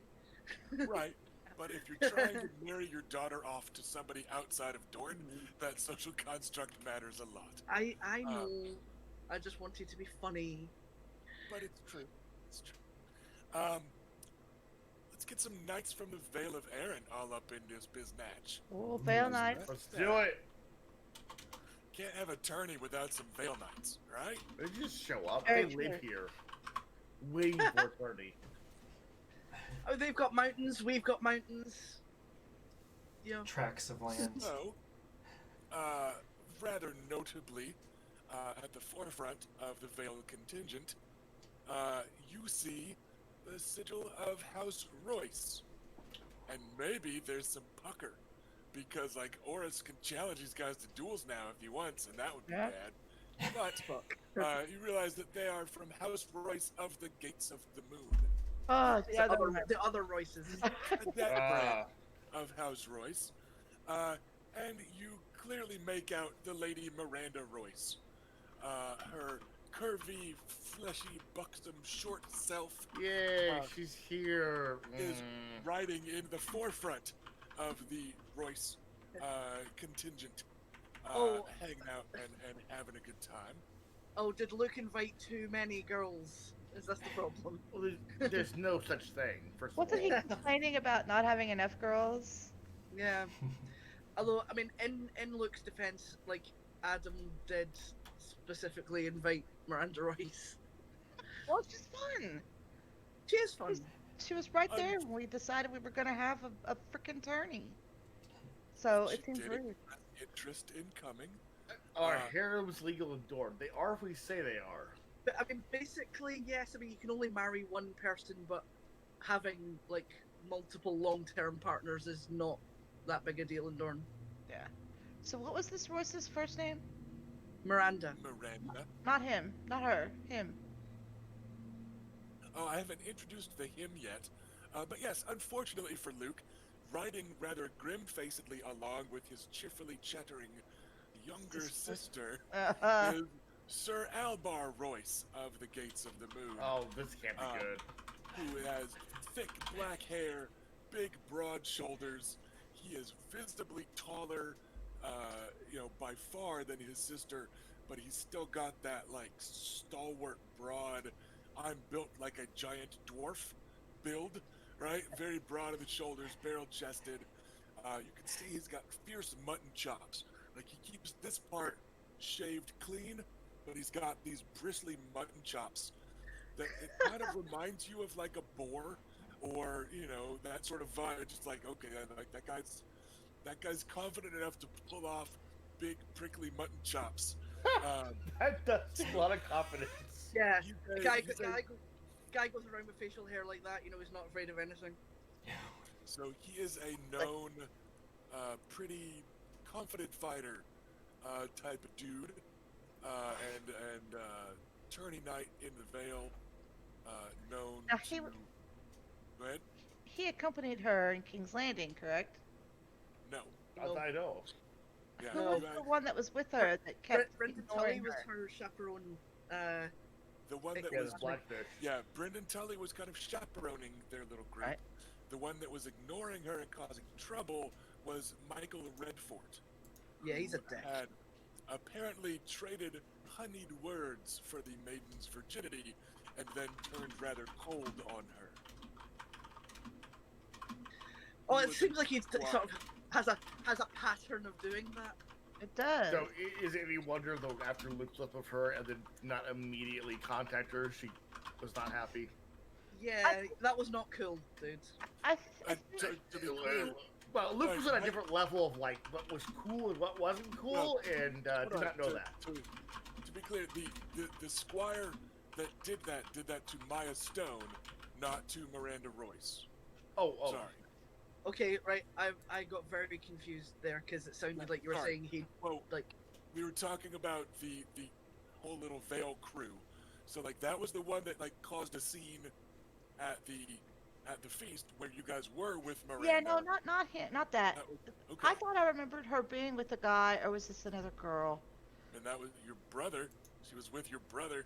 No, she kept saying like outrageous things, and he would just be like, uh huh, because he was having a conversation right there. Uh, that was a different crew that you guys also hung out with at dinner. They'll come up later. All right. So, Lady Miranda Royce and her burly older brother. Um, and then also, though, from the Vale, you do see Maya Stone riding towards the tail end of this Vale contingent. But she is pretty tall and big, so you can make her out behind some of the knights. As you're thinking about that feast and the friends you made from the Vale, you notice Maya Stone is also traveling with Sir Albar and Lady Miranda. And then there is a contingent of other knights and lords from the Vale of Erin. Lord Gerald Grafton of Gulltown, like one of the, straight up lords of the Vale, and a little old and a little married to be looking for a wife. But it looks like Lord Gerald has come to enjoy the tourney as an excuse to go for a ride. And does he have any children that he could be looking to marry off on his behalf? Could be, or it could be a nephews and loyal manservant, knights, stuff like that. And then all the rest of these knights that are arriving are fairly young and eligible bachelors. You have Sir Uther Shett, Shett. He is a rather gangly lad of 17 or 18 that is like visibly long-limbed and a little awkward, even at a distance. I like him. As they are unhorsing and making their way forward, We have our new Langley. you see that he has a rather sad attempt at ginger-haired whiskers, trying to hide a bunch of pimples. It's not quite working, but he is a young knight with a bunch of seagulls on a brown field that are stealing Ash's chips and demanding more. Riding alongside is Sir Ossifer Lips, Lipps. Wow. That's Their a weird. sigil is a big fat set of pink lips on a dark blue field. That sounds horrible. He is a thoroughly middle-aged fellow that's just big, all around big. He's got big, broad, powerful shoulders, a big round belly, stubbly face, and a grizzled kind of laugh. And he is single, and maybe a young bride would help House Shett to continue, or House Lips, excuse me, to continue. Squiring for him is young Wallace Wainwood. And I'm going to give a description of young Wallace's uncle, Sir Roland, who's also with them, and young Wallace is just Roland, but a few years younger. So Roland Wainwood is the last knight in their contingent. He's got kind of a long, horseish face, brown hair, a little bit of a pinched nose, just generally kind of homely and not terribly good looking. But his uncle is younger than him, and that is the Squire Wallace Wainwood. The two of them are very clearly, they could be siblings. But yes, so you've got Sir Albar Royce, Sir Uther Shett, Sir Ossifer Lips, and Sir Roland Wainwood. All eligible bachelor knights from the Vale, joined by Lord Gerald Grafton, and then a couple of squires. Also, with the Vale contingent, though, don't forget, is the Lady Miranda Royce and her friend Maya Stone. Is that how you're waving to them? Just that Luke will. enthusiastically. like Luke a will greet them. thunderbird. Luke will greet them politely, of course. Lady Miranda gives a bit of a coquettish giggle. She is fanning herself. A great many of the non-Dornish ladies that are visiting have brought fans and stuff like that. Like they are clearly, several of them are scandalously bare-armed as well. Like they're wearing those barely keeping themselves covered by having their bare shoulders. Wow. But they're fanning themselves. And Lady Miranda very openly is trying to make Luke uncomfortable as her brother is being formally introduced to the Warden of the Stoneway. She is like winking at Luke and blows him a kiss from just barely behind her fan. I'm gonna show no embarrassment if I can. And If I can.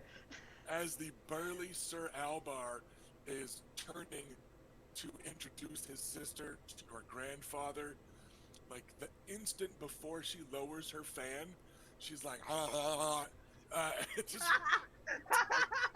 at Luke, and then snaps the fan shut to turn it into a formal curtsy.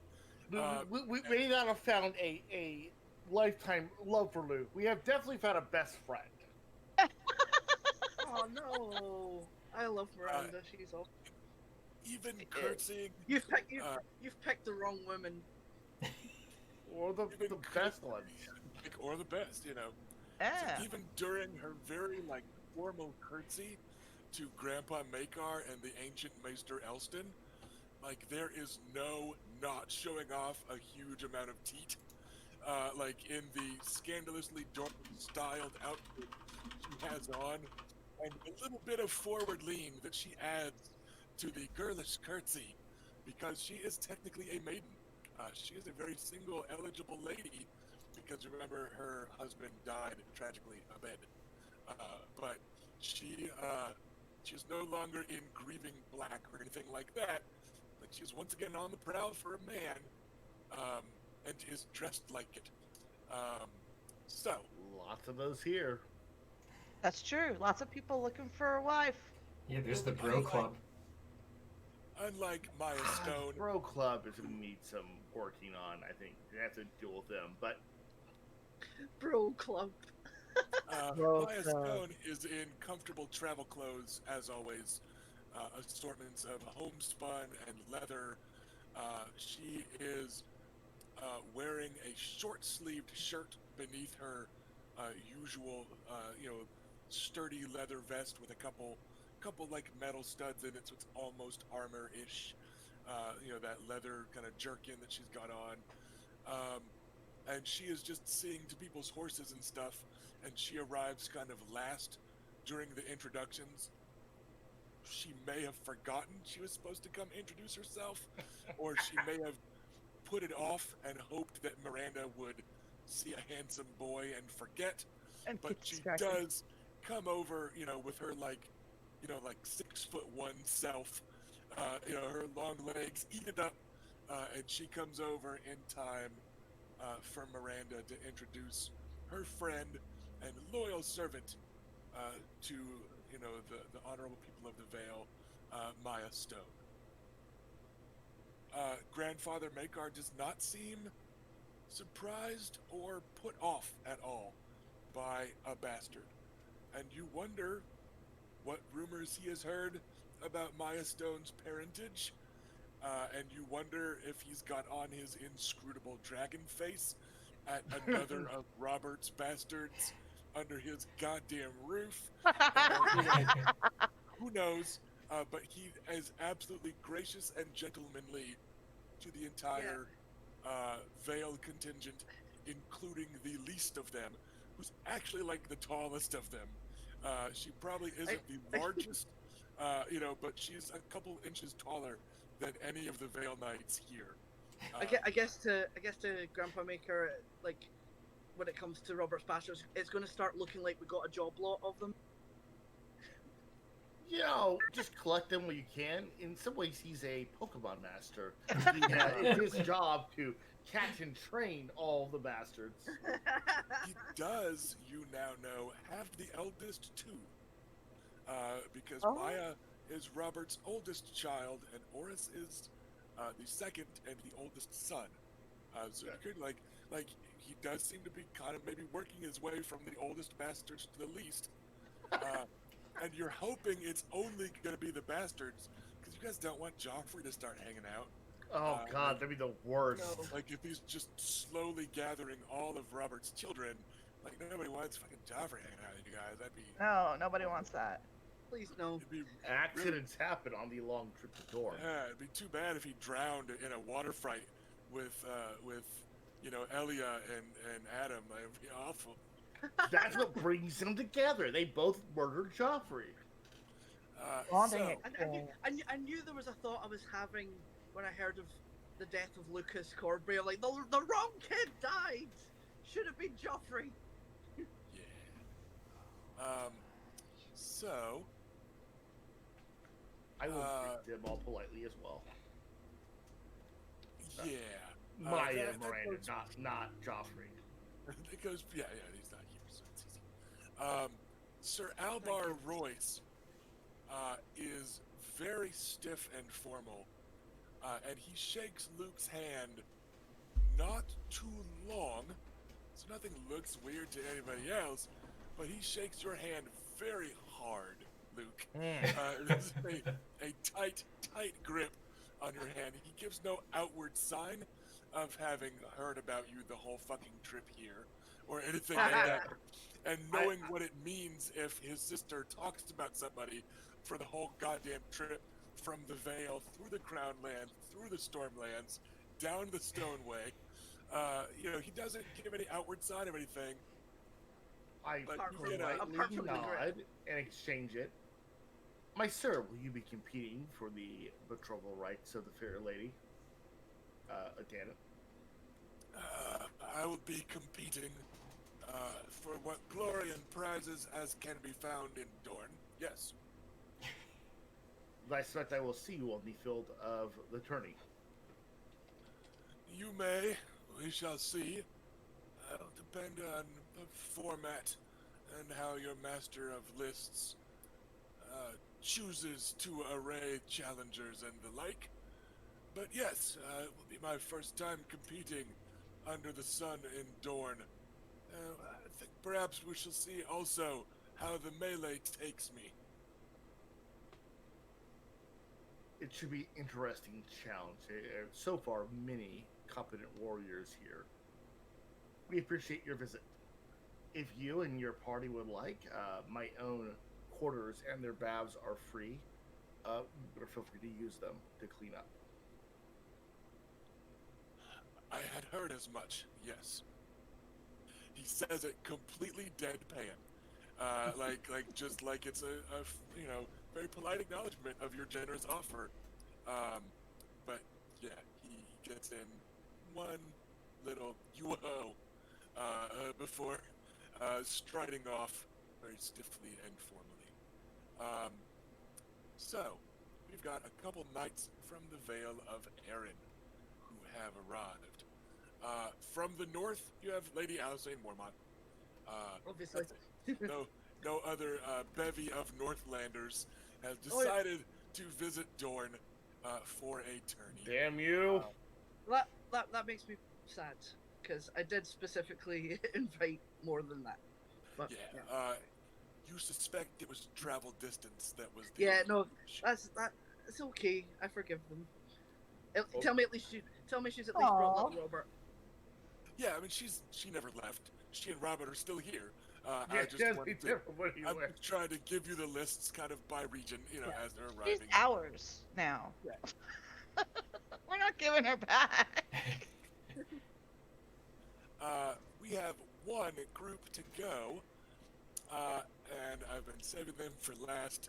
Oh 'cause yes. They're also the most, because y'all are having a tourney, which means some motherfuckers from the Reach are gonna be rolling up. Mm. So let's let's get started there. I mean, after the bro party showed up and etc., the reach is fine. We're okay with the reach. Yeah. We like the reach, There's- usually. We can't come up to anything embarrassing with the folk from the Reach. So, what Say comes no. arriving, and these might not chronologically be last, like I might not giving all of them in chronological order, but they are arriving in groups like this. And the greatest of the groups, perhaps unsurprisingly, is coming from the Reach. This looks like it's about 20 knights, y'all. Like, Wow. not counting a couple men-at-arms and some squires and stuff. It's a big-ass group that also has several of the, like, big, comfy traveling wagons mixed in their contingent. So it looks like they're bringing some women folk also. So, to start, there is no mistaking the green and gold of House Tyrell, of course. And unsurprisingly, it's rather prominent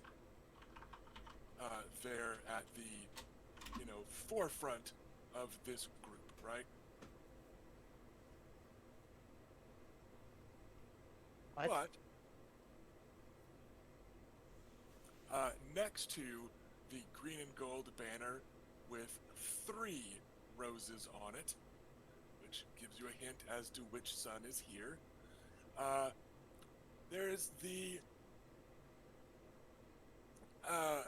yellow and black banner of House Baratheon at the forefront of the Reach contingent, side Oh, by the side game!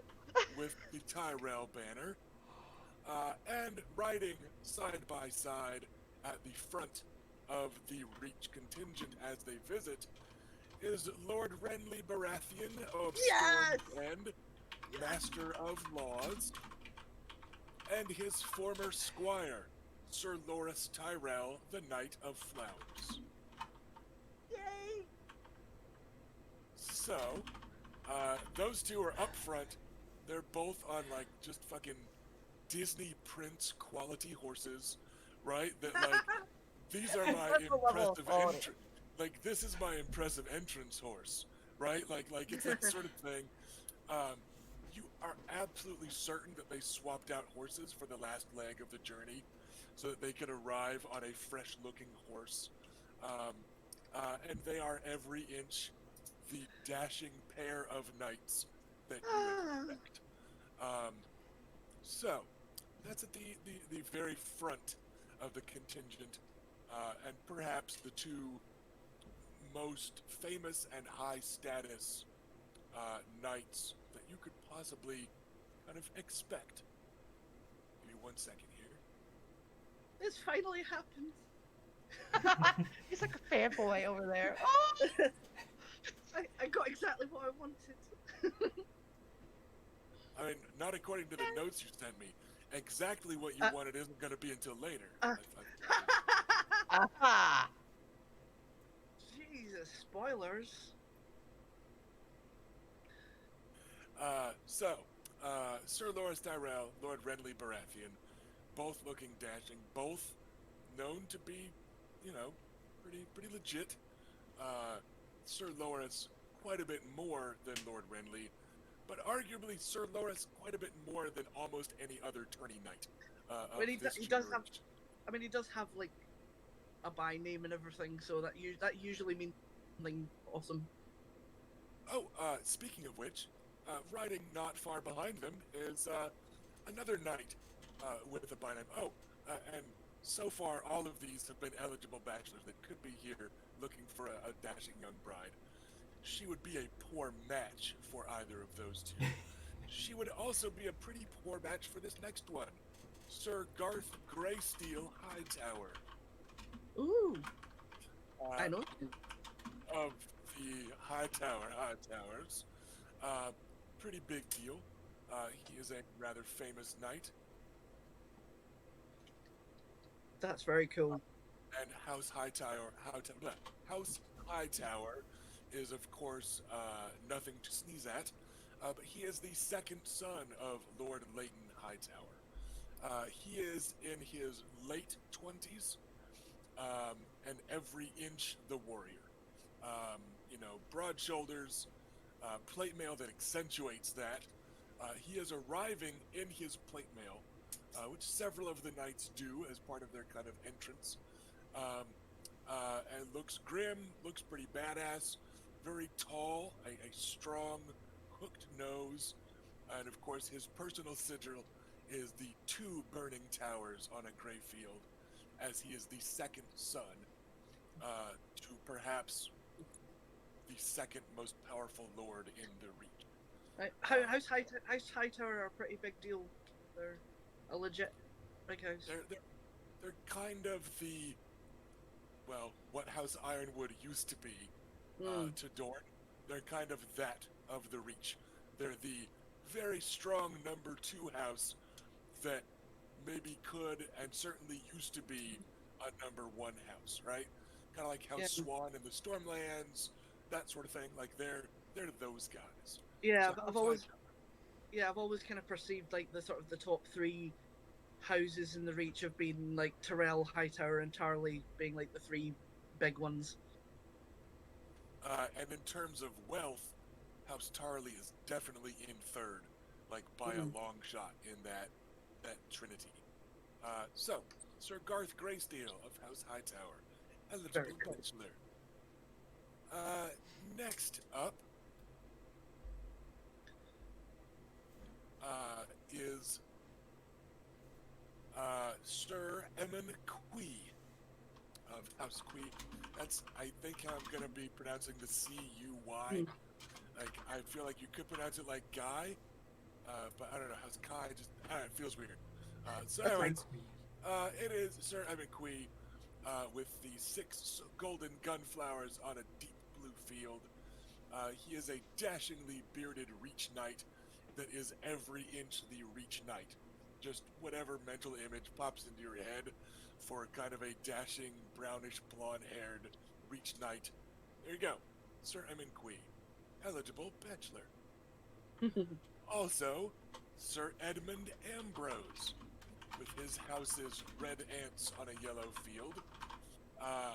Dashing Reach Knight with tourney experience.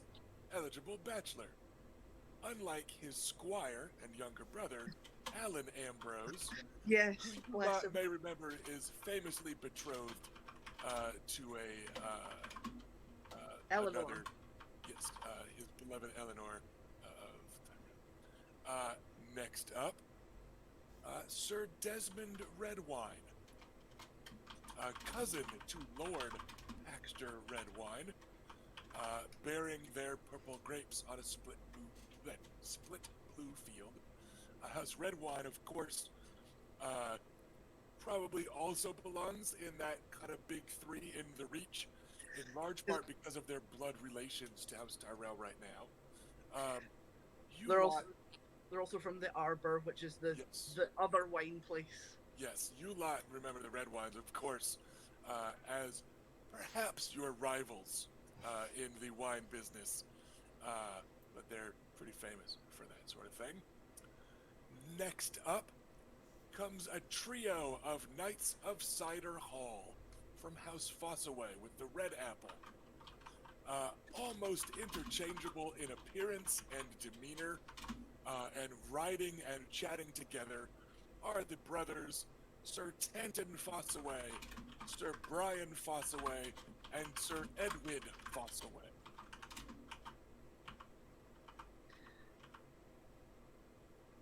It's a lot of Fossaways. Yeah. Do I remember correctly that Sir Garland is married to a green apple Fossaway rather than a red apple Fossaway? Yes. Yes.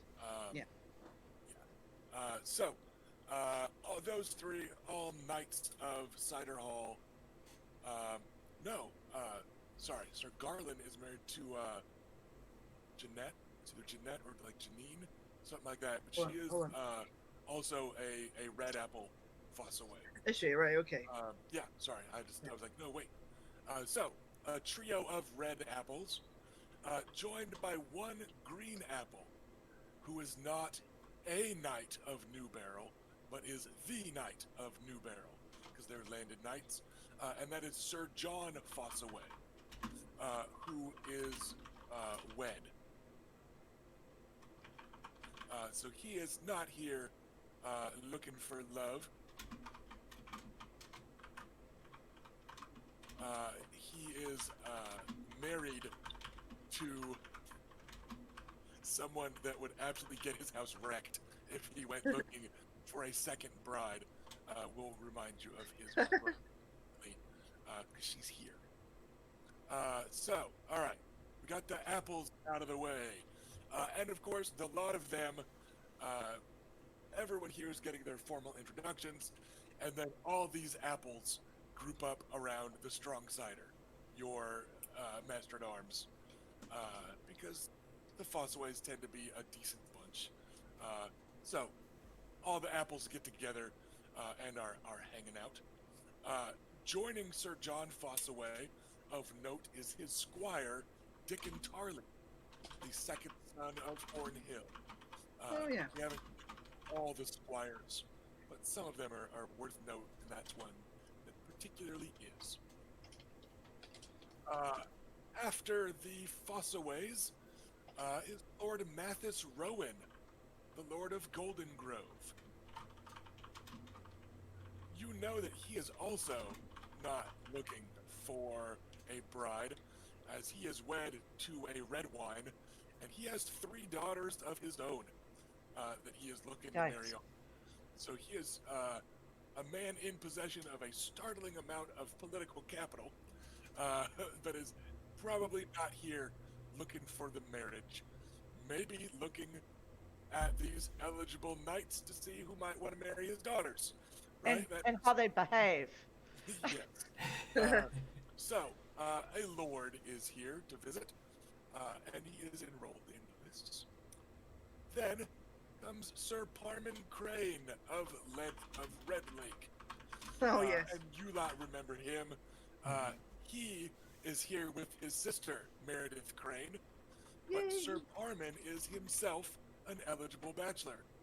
The every inch the reach knight, young, strong, handsome, very well-mannered at the feast.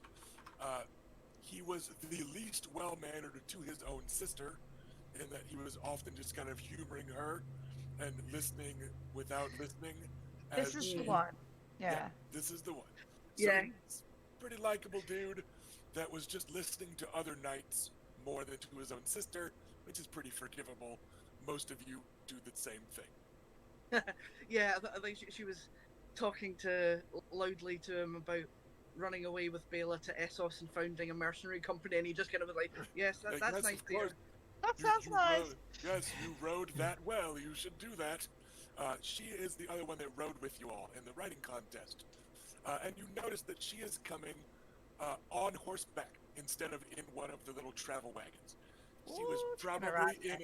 She was probably in a travel wagon for most of the trip, but you get the feeling that she remembered talking with the Nymaryen girls about this and made a point of arriving on horseback, all her own.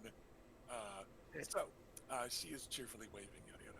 You'll get her again in the list later, but she's kind of an addition to Sir Parman. You met them together, so I wanted to mention her. And then traveling with Lord Renly and the Tyrell contingent is about a half dozen Stormlanders. Nice. It looked like he just gathered them up on his way. So you weren't terribly stiffed by some of those nearer neighbors. Like, hey, there's a party going on down the road. You want to come? Yeah, and it's the Lord of the Stormland, the Lord of Storm's End. So there was no shame in traveling with either group. It's not like hanging out with Balin Swan and Beric Dondarrion is the B team, right? It's just 2 different party buses. This one's a little partier. So, arriving in the wake of Lord Renly of Storm's End is Guyard Morrigan, a renowned tourney knight of House Morrigan, with their, black ravens. He's got this little sharp black goatee, neat little beard, handsome, good-looking fella, known to fight in tourneys. As is Lord Bryce Caron. More recently, another veteran of Anders Folly and the fall of House Ironwood. And he's got those black songbirds on gold, and he's hanging out with the other guy with some birds on his shield. So Morgan and Karen ride up together. And Bryce Caron has that long brown hair, and impeccably clean shaven. Also an eligible bachelor, just like Sir Parman Crane, just like Sir Guyarn Morgan. You know, she's Also, gonna end up with a pretty good group, I think, to choose from. If they a girl win. could do a lot worse. Also, riding with them is a bastard, Sir Roland Storm. That is Lord Bryce's half-brother. And he's an older fellow than Lord Bryce. He looks to be maybe early to mid-30s instead of dashingly mid-20s, maybe 30, right? And he's got a thick beard that partially hides some pox scars. He's got kind of thinning hair up top that's a little bit, I don't want to say scraggly, but he looks more tattered than the rest of them. He's a bastard instead of a lord or but he is a vicious sir. He is definitely known to hold his own in fights, and to do well in them, and has been making his own way in large part, despite having a pretty good relationship with his half-brother, the Lord of House Caron. Sir Roland has, he traveled for a while as a hedge knight, and made a name for himself before swearing on with Lord Bryce, like so people would know that he was for real, type of thing. So he's a pretty reputable knight and an eligible bachelor. And then I think we already had Bruce Buckler and Eamon Estermont Yes, we did. arrived already. And then comes the laundry list of other guests from the Reach. The ones that are not here to joust, they are here for altogether likely more dangerous affairs. Chief among them, of course, and emerging from a litter that carries her most of the way through the courtyard, Oh, is the Queen of Thorns, yes! the Lady Olenna Tyrell. Oh, I will call the fantastic. maesters for Grandpa. We need I am lots of chemicals. We need Smelling lubricants. And Smelling salts. Grandfather Yeah, he's Makar gonna- is in the courtyard to formally receive the Reach contingent, just as he did the Crownlands contingent. And it made perfect sense to receive Lord Renly very formally, but then he stayed, and you think this is why. Luke is glaring.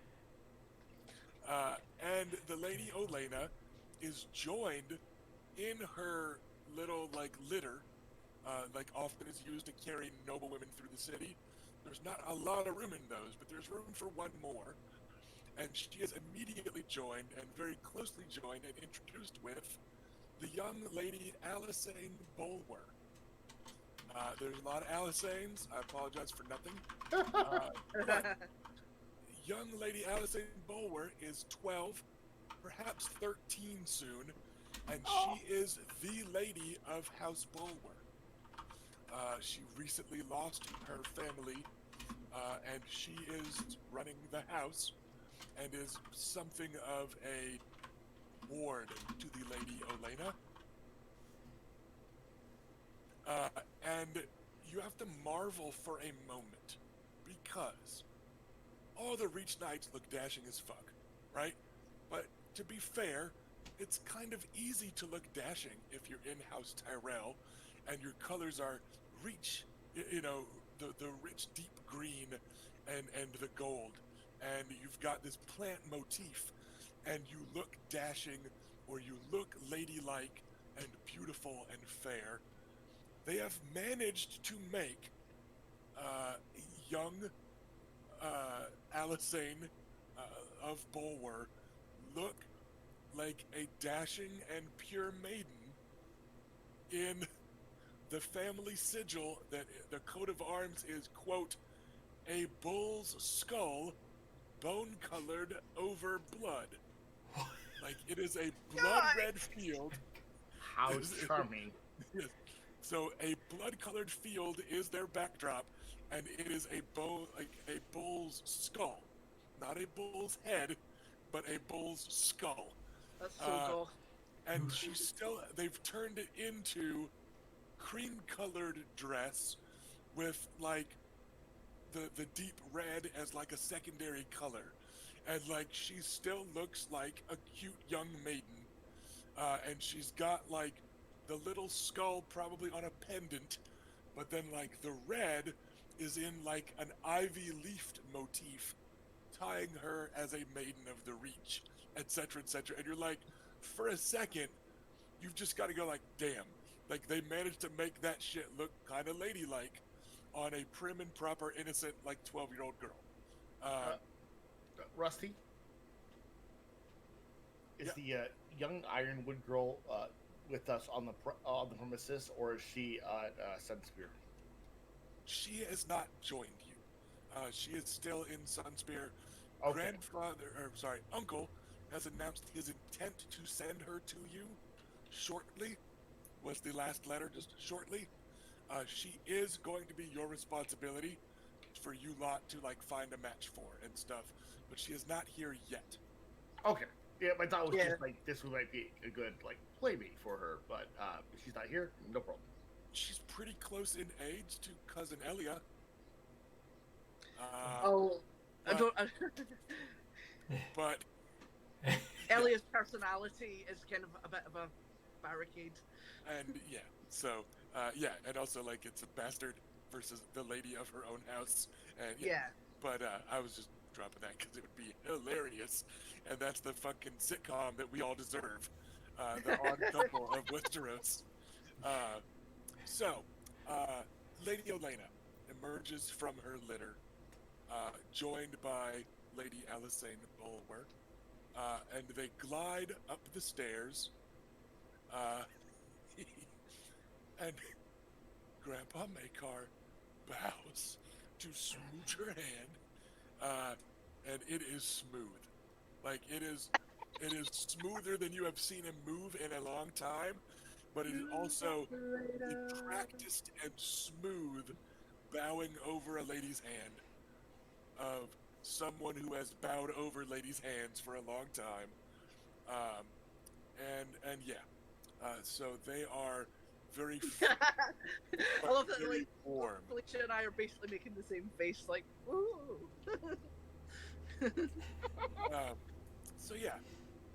And she leans in and says something, and then smacks him with her fan as he says something back, and then he bows and also kisses the hand of the young lady Alisane, and welcomes her to the house, etc., etc. The two of them are led away to their quarters, and the lace train continues with the Lady Jenna Fossaway, née Tyrell, youngest daughter of the Lady Olenna, wed to John Fossaway. Lady Janna was born a Tyrell, wed into House Fossaway. A very high stock, gorgeous young lady, pretty buxom, but her husband is pretty kick-ass and neat and is right there. So she's there, as is the Lady Mina Tyrell, now wed into House Redwine. She is the wife of Lord Paxter Redwine of the Arbor, also a daughter of the Lady Olenna Tyrell. She has brought with her her daughter, Desmara Redwine, the only daughter of House Redwine of the Arbor. Oh. And then there is the Lady Bethany Redwine, who is now a Rowan. She is a niece of the Lady Olena, and she is wed to Lord Mathis Rowan, who has come to visit. She is the mother of 3 unwed daughters. They are not present, but again, that might be why she's here. Much like Lord Mathis may be here just to go, these are the knights that are looking for a bride, I've got a better one, is the Reach mindset, of course. So, a niece of Lady Olena, who is now in House Rowan. Then, Lady Denise Hightower, who is now wed to Sir Desmond Redwine. She is the sister to Garth Greysteel of House Hightower, here to visit, and is a sister-in-law to Lord Mace Tyrell of the Reach. And then, last and kind of least in the official list, is Lady Meredith Crane, who is a friend of Marjorie Tyrell and the Lady Janna Fossaway, and sister to Sir Parman Crane, rider, hawker, and friend of yours from that feast. So, That feast. this is Lady Olena and about half of the Reach women she has blood relation to. That's a lot. And about half of the Reach women that she has marriage relation to. These are the top matchmakers of the Reach that have come to this feast and tourney.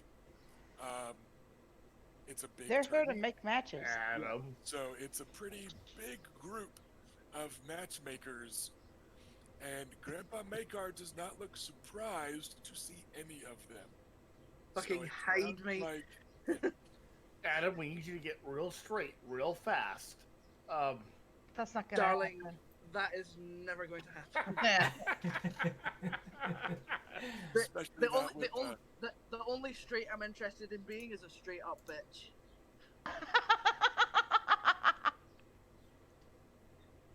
So, Fair. that's the list. I'm gonna have to double check it to make sure I didn't miss anybody. I did miss somebody.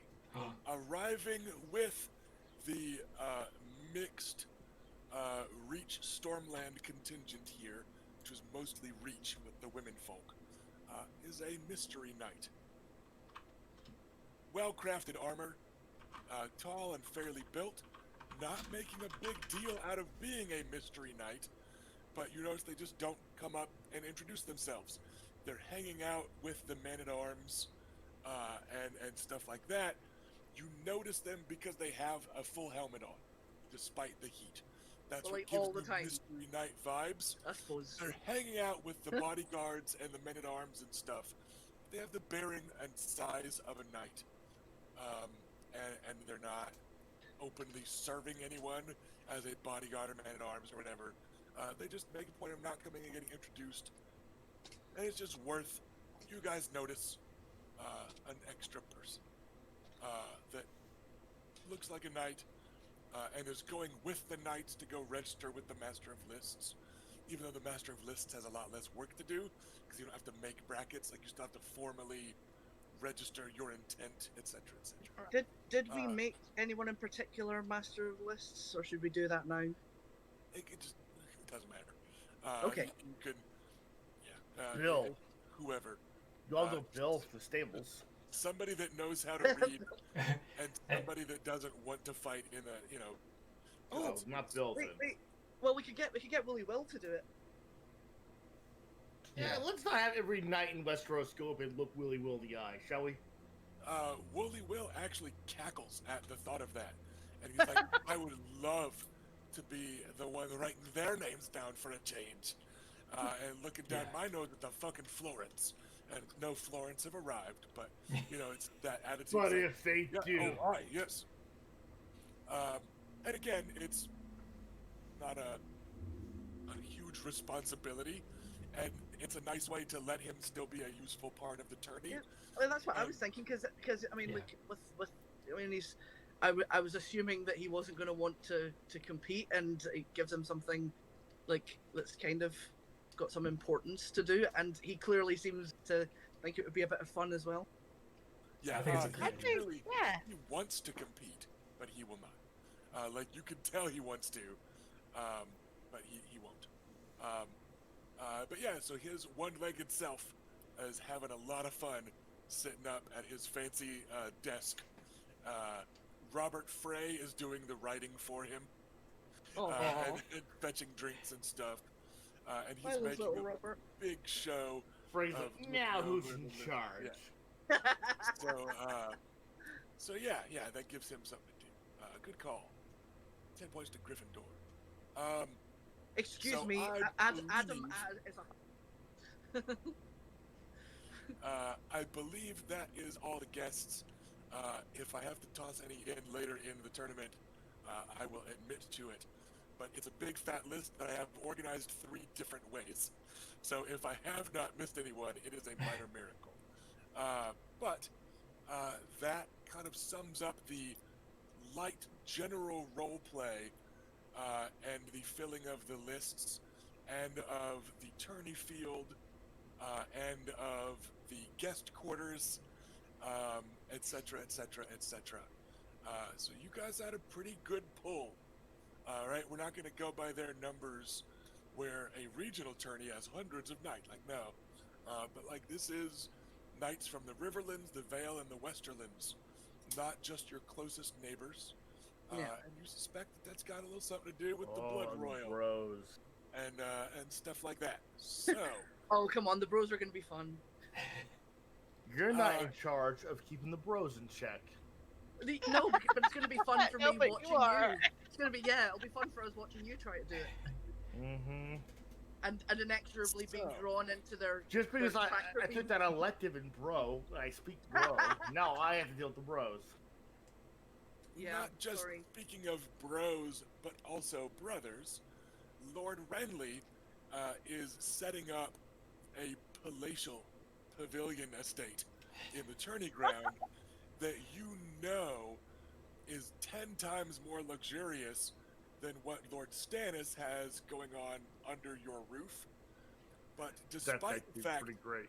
that Lord Renly is staying outside, you guys do have 2 of the 3 Baratheons as guests right I was now. about to say, we Yeah, have 2 of the 3 Getting Baratheon brothers. back Dragonstone's looking closer now.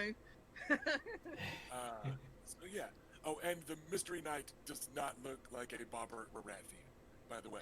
Yeah, I was- While I'm talking about Baratheons, and I His name is Jin or Bray, but that's fine. It's not a Bob Baratheon.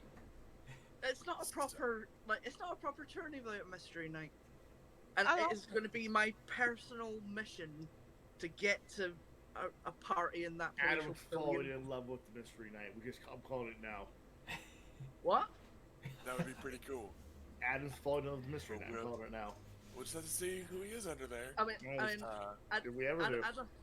I mean, I confess both I and Adam like a bit of mystery, Right?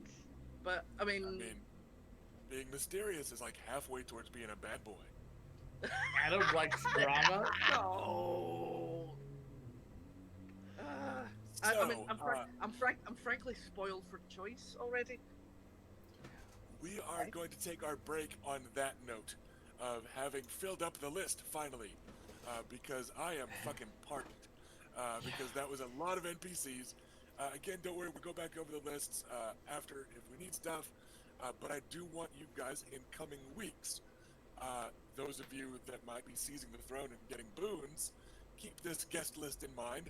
But also, player characters, keep this guest list in mind for any shenanigans, any particular invitations to the feasts that you'll be having, the kind of casual feasts every night in Wyvern's Rest. Much like the feast, where mid-tourney you got to hang out, or rather had to hang out in the Red Keep. Start thinking about which of these NPCs you want to see more of, because much like the initial laundry list of a hojillion NPCs in King's Landing, the reason I populate these like I do is I want the players to tell me who they want to see more of, so we can, figure out what NPCs are going to be doing cool stuff later on. So this is me throwing names and sigils and brief reputations at a wall to see what sticks. So we're going to be seeing a lot more of a lot of these knights and ladies in coming weeks. And viewers, we're going to be seeing a lot more of you in about 10 minutes after we get back from a short break.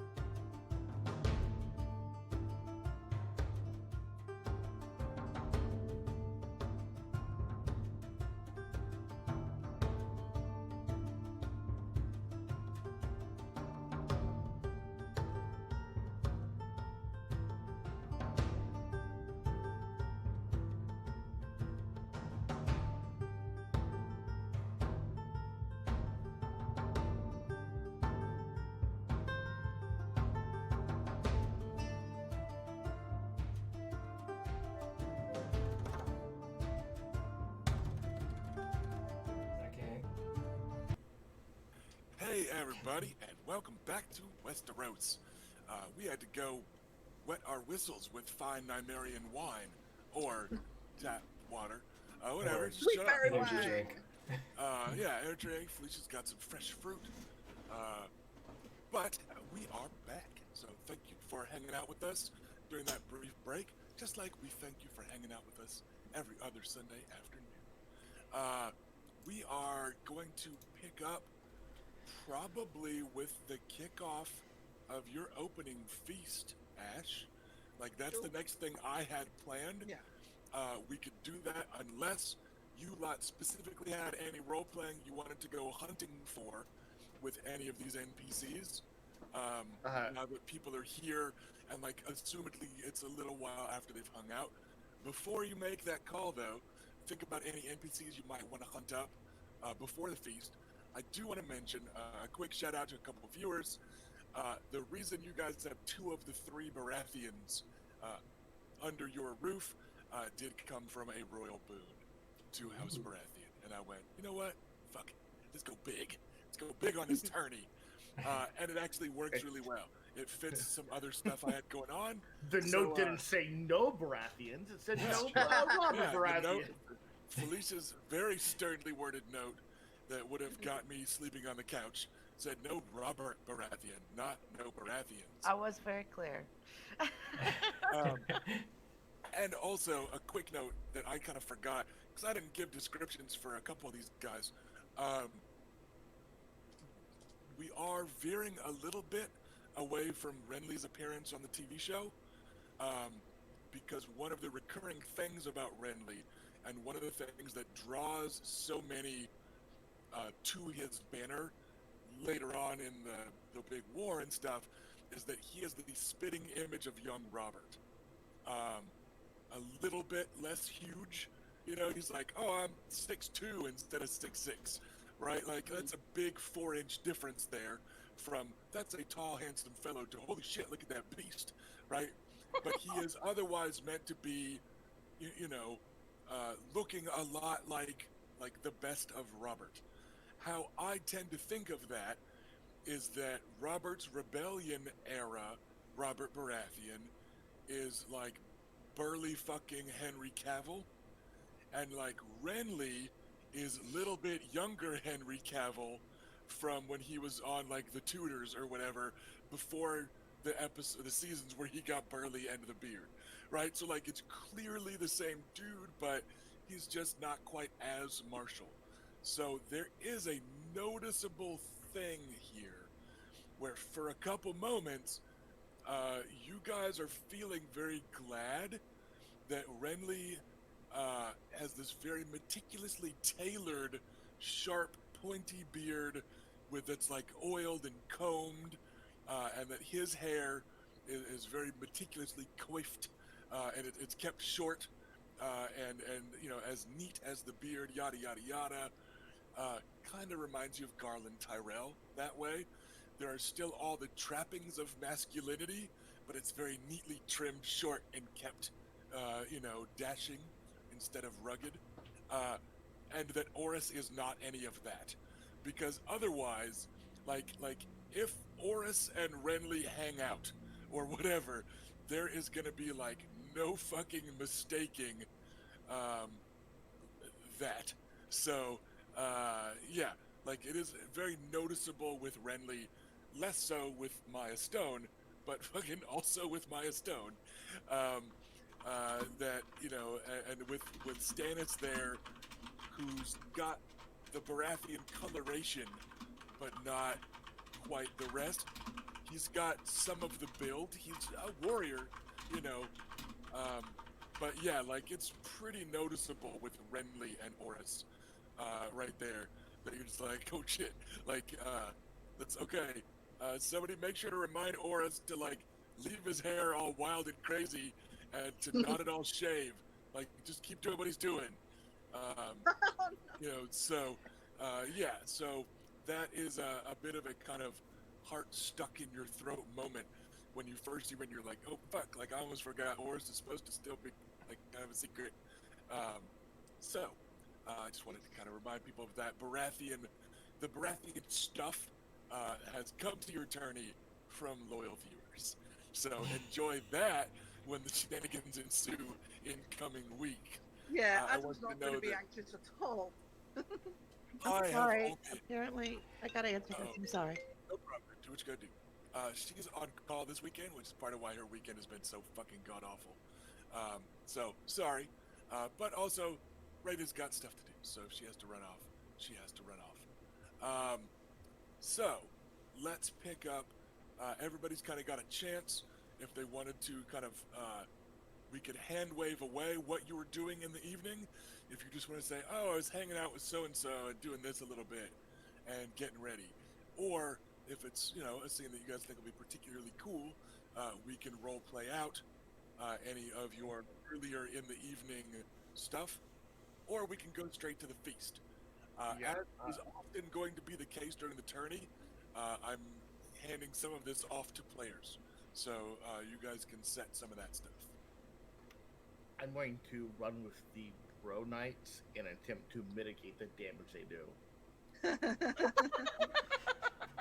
Are you going to be doing that all week or just tonight? For right now, just tonight. Basically, I'm not here to make sure they don't get laid. I'm here to make sure they don't abuse or harass unduly any of our women or men or anything. And Luke will ingratiate himself as he can kind of pass for a bro. And ability. You know the bro code. He knows the bro code without being too obvious, but he's not going to let them just fucking harass and abuse people. So that's kind of what he's there for. Yeah, they are Make sure not. they behave. Neither of them are the sort, especially the two bros that you guys are like the most bro worried about. They both really are good-looking dudes with decent breeding and yeah, if a serving girl you know. wants a piece of that, that's fine. But as long as they want a piece of that. So yeah, they are acting more like young Roberts than they are Roose Bolton, right? Like they're still guys with and stuff, but yeah, they're not like hunting anybody for sport. That sort of thing. Just guys being bros. If that's how they behave tonight, then they may be cut loose on their own after a while. But that's what in the early evening before the meal. You're gonna set the tone and make sure that it's maybe a few pegs higher, so that once they lower it, it's still acceptable. That's the idea. All right. So So we know that's what hunting our servants for sport here. That's what Luke is up to. Let's work in a different direction through the list so that Addam goes last. Bela, what are you up to later in the afternoon or in the evening or just kind of in between arrivals? Mm-hmm. Anybody in particular you wanting to hang out with?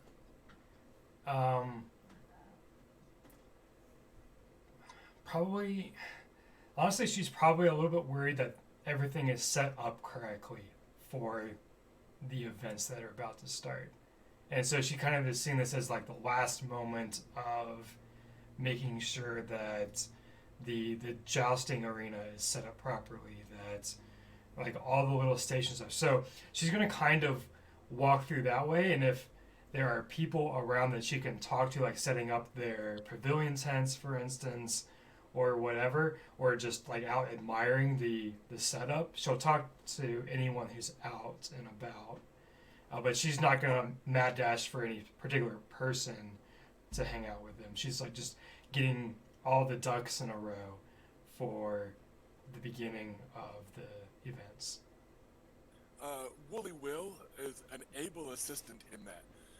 For all that he's joking about being master of lists, just being, 20 years of payback on highborn lords that have sneered at him, the guy knows his stuff. Like, he was the master at arms of the Red Keep, and that has a certain amount of preparation and organization with it. And he's done nothing but tourneys for 2 fucking decades since. So, like, he knows what's needed for a tourney, and he knows what to look out for with, like, small stuff that you wouldn't think of. Like, make sure to weave the banners through the rail between the jousters if you leave them low to hang in the breeze, they can spook the horses, or just like weird little shit that most people wouldn't think of. He is double checking with you, and he's also doing it in a way um, that is much kinder than how you lot saw him treat Oris. Um, and it's the way that an experienced teacher does, where half of what he says he makes it sound like it's your idea, and half of what you say that you don't give an explanation for, he explains to the people around you, so that they know why it's important to do what Lady Bayla says, besides not getting stabbed. Right? Like, so Yeah. you notice, you're like this is a dude that like knows how to teach people stuff, and um, yeah, so he works out pretty well for that. When he isn't helping you, you notice him hanging out with some of the knights, and having drinks with especially a couple of the older knights that have arrived, and stuff like that. But you're surprised at how much he seems to almost like sneak up on you to shadow you, like just as you find a hot spot in tourney prep of, oh Lord, who do we put closer, the Craycalls or the High Towers, or like just whenever Mhm. small shit pops up, he is there with some old story of how it was done at a tourney 15 years ago, um, and you're like, man, he's like sneaky for a big burly dude with one leg. Yeah. Like like you get the feeling that in a different RPG, like a great many of his positive qualities or merits or whatever, he'd have like favorable environment tourney, right? Where like he just knows how to move around a tourney ground. So Well, yeah, yeah. you've got some pretty surprisingly adept assistants there, and Great. there's not many actual like crises that flare up, because you guys have had some time to deal with this, and yeah, and Grandpa's been helping. You've had two maesters helping out. Like you guys are, you're pretty pleased with how things are falling together in terms of prepping the grounds and stuff like that. So yeah, it's not actually like a very unpleasant way to spend your evening. You tend to certainly be more finding out that we did a good job than putting out fires. That's good to hear.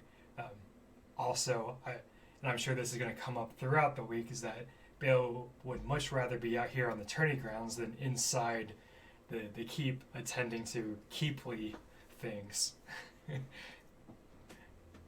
Yeah, Just by the nature.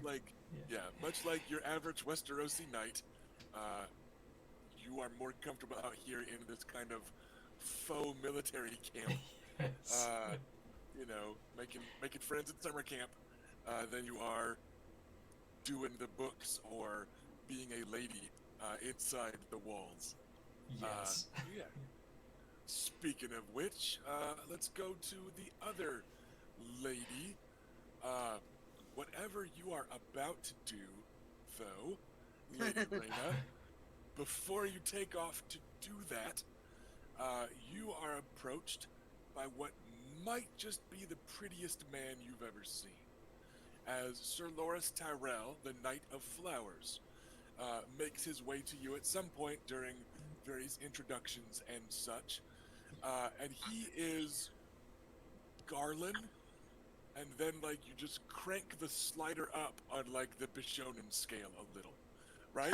He's just Garland, but he is less rugged, not at all less appealing, and not at all really like feminine either. It's not like a he gays are weak type of, he's girly. It's just that he is beautiful instead of handsome, right? Yeah, So I for was him- kind of I was kind of imagining like one of those kind of pre-Raphaelite knights with the kind of the very kind of angelic face and stuff like that. Yeah, and he's actually like pretty close to the casting from the show, even though he kind of got done wrong in the show. But like that actor is fine. He's a very handsome, but not terribly rugged looking, actor. But yeah, to you, you just are like, oh, like that, like this really reminds me of Garland, but without an itchy beard. If I kissed him, right? Like you're like, oh, his cog's turning, but he is every inch the gentleman to you. And he approaches, and you get a very chivalrous knightly bow over your hand. He does not kiss your hand because you are unwed, and so is he. So that would be inappropriate. But he bows over your hand, and so he's very like just flawless. And as he straightens, he tucks one golden curl behind his ear, just so. Uh, and then he offers you a letter that is on very fine paper that's been, you know, uh, tinted a very deep green, and there's like gold decorations on the front of it, and a wax seal sealing it shut with a pair of Tyrell roses. And as he hands it to you, he says, "My brother Sir Garland sends his apologies that he could not attend, uh, as does my brother Sir Willis. They both begged me to share this letter with you, my lady, while also, I believe, something threatening me if I did not describe to them your beauty upon my return. You know how brothers can be.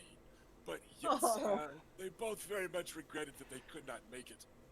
And now, of course, that I've seen the beauty of Dorne myself, I do not blame them." He's smooth. He is such a Tyrell. I take the letter. Sir Loris, I am saddened that your brothers are not here. However, I and the rest of my family are very pleased that you are here. It is our first time to be able to spend time with you, and we hope that you find our home gracious and welcoming. I'm certain that I will continue to do so. You've already been quite warm in your reception, and your grandfather quite affectionate with my grandmother. Yeah, let's not think about that. But yes, Wyvern's Rest has been quite nice. Not at all what I'd heard about Dornish keeps and castles. A bit of a policy of refusing most Dornish invitations offered to most Reachmen. But grandmother insisted, and with Garland backing her, there was simply no refusing.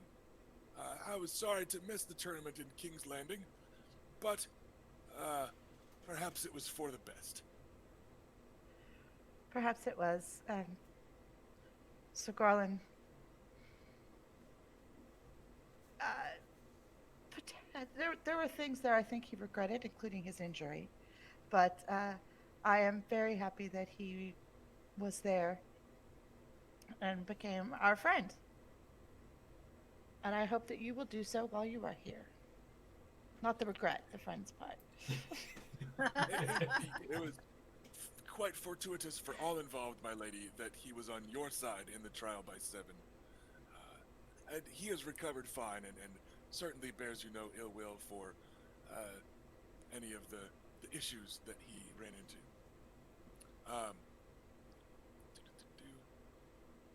Yeah, that was touching on all the notes that I wanted. So, you gonna ever open the letter, or you just gonna like hold on to it? I have literally just now gotten the chance. I know. Yeah, you generally wait until the messenger leaves. Right.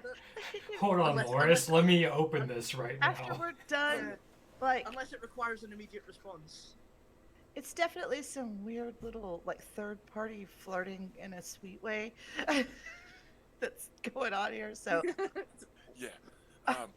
To be clear, that sentence came out kind of sideways on my end. When I said Garland was in the trial, he wasn't. Loris was concerned that he might have ended up in the trial against you, or that Garland might have if the joust had gone. It was just an arrogant but good-natured comment about how differently the tourney and as such trial could have gone. I just came out sideways because I didn't sleep great last night. Anyways, Sure. So the letter itself is from Sir Garland, um, and it's to the Lady Reyna and her siblings. I offer my apologies for not being able to make the trek through the wastelands of the Reach to visit the bountiful green fields of Dorne. But alas, Grandmother has taken the rest of the best and brightest of the Reach with her, and someone must assist Father in keeping it all from falling apart. Willis and I are beset on all sides, seeing to the need of houses Tyrell, Fossaway, Redwine, and I'm certain I'm forgetting a half dozen or so. Deepest regrets, but also congratulations to the Blood Royal. And it's signed by Sir Garland Tyrell.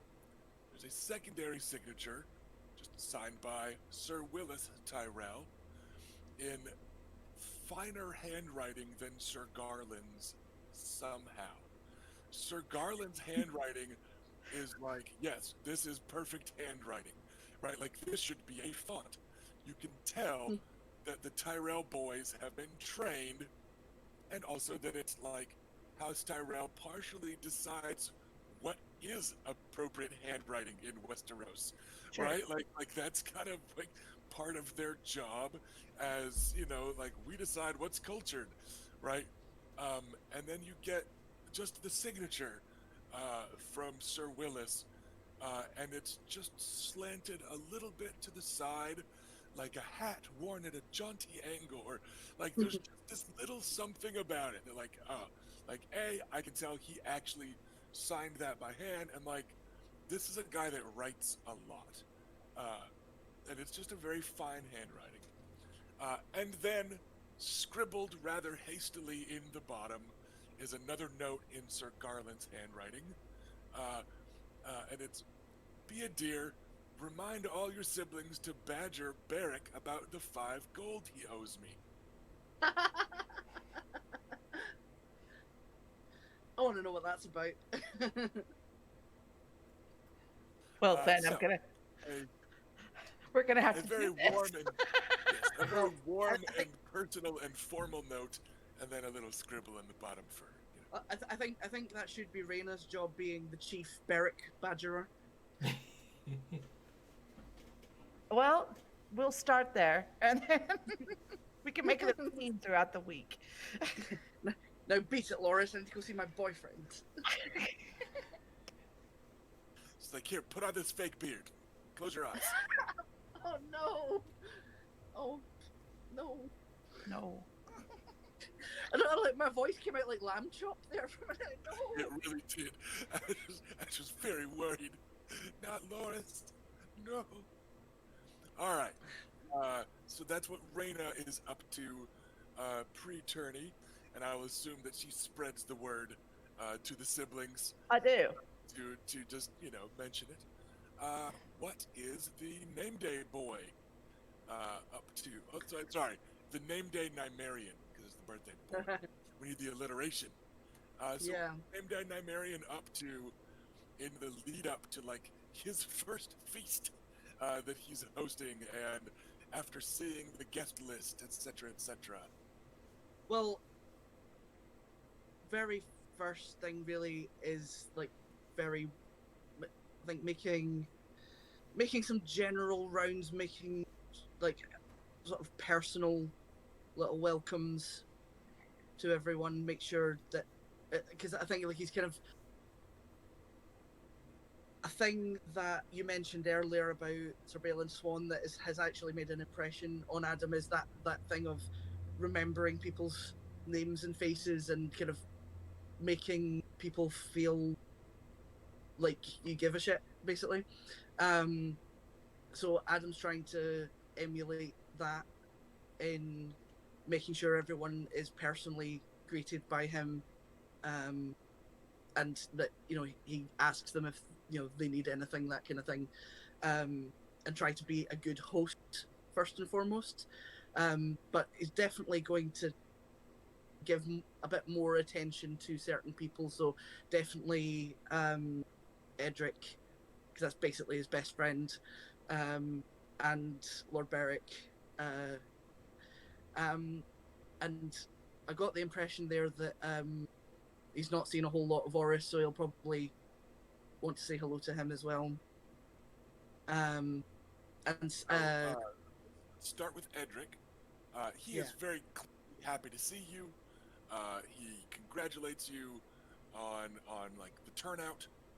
He's like, "Oh, how many people came to your feast?" And and he calls it your feast, not your tourney, because he knows which part you're Yeah. more excited about.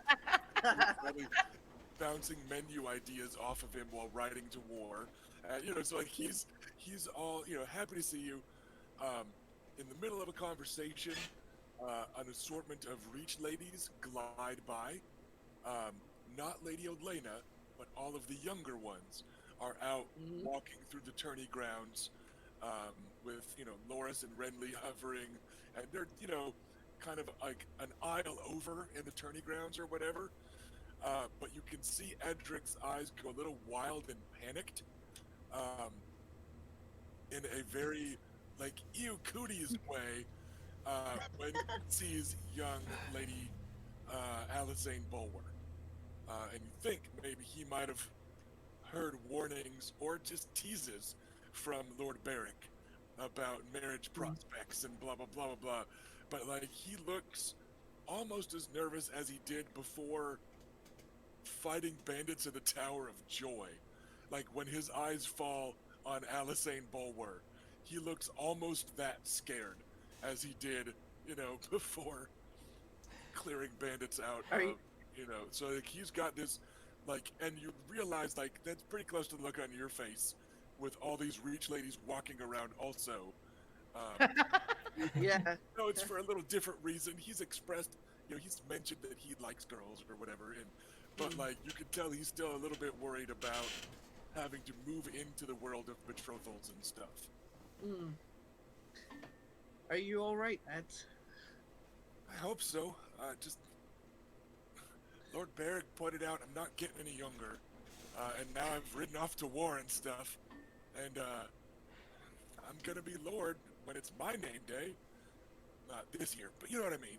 And I just I need to start thinking about making heirs and such. And everyone says that's what all the ladies from the Reach are for. Not making heirs. I mean, like helping with betrothals, and then making heirs. But Ned. Lord Beric said that Alisane is my age, and she looks my age. And what if they look at me?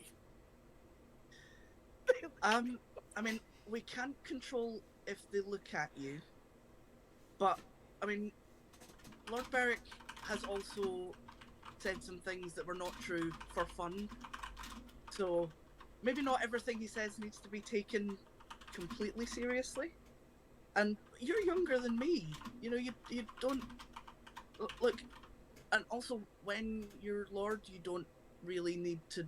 You don't need to do what most people want you to do. So if you want to wait a while, then that's. I don't think any.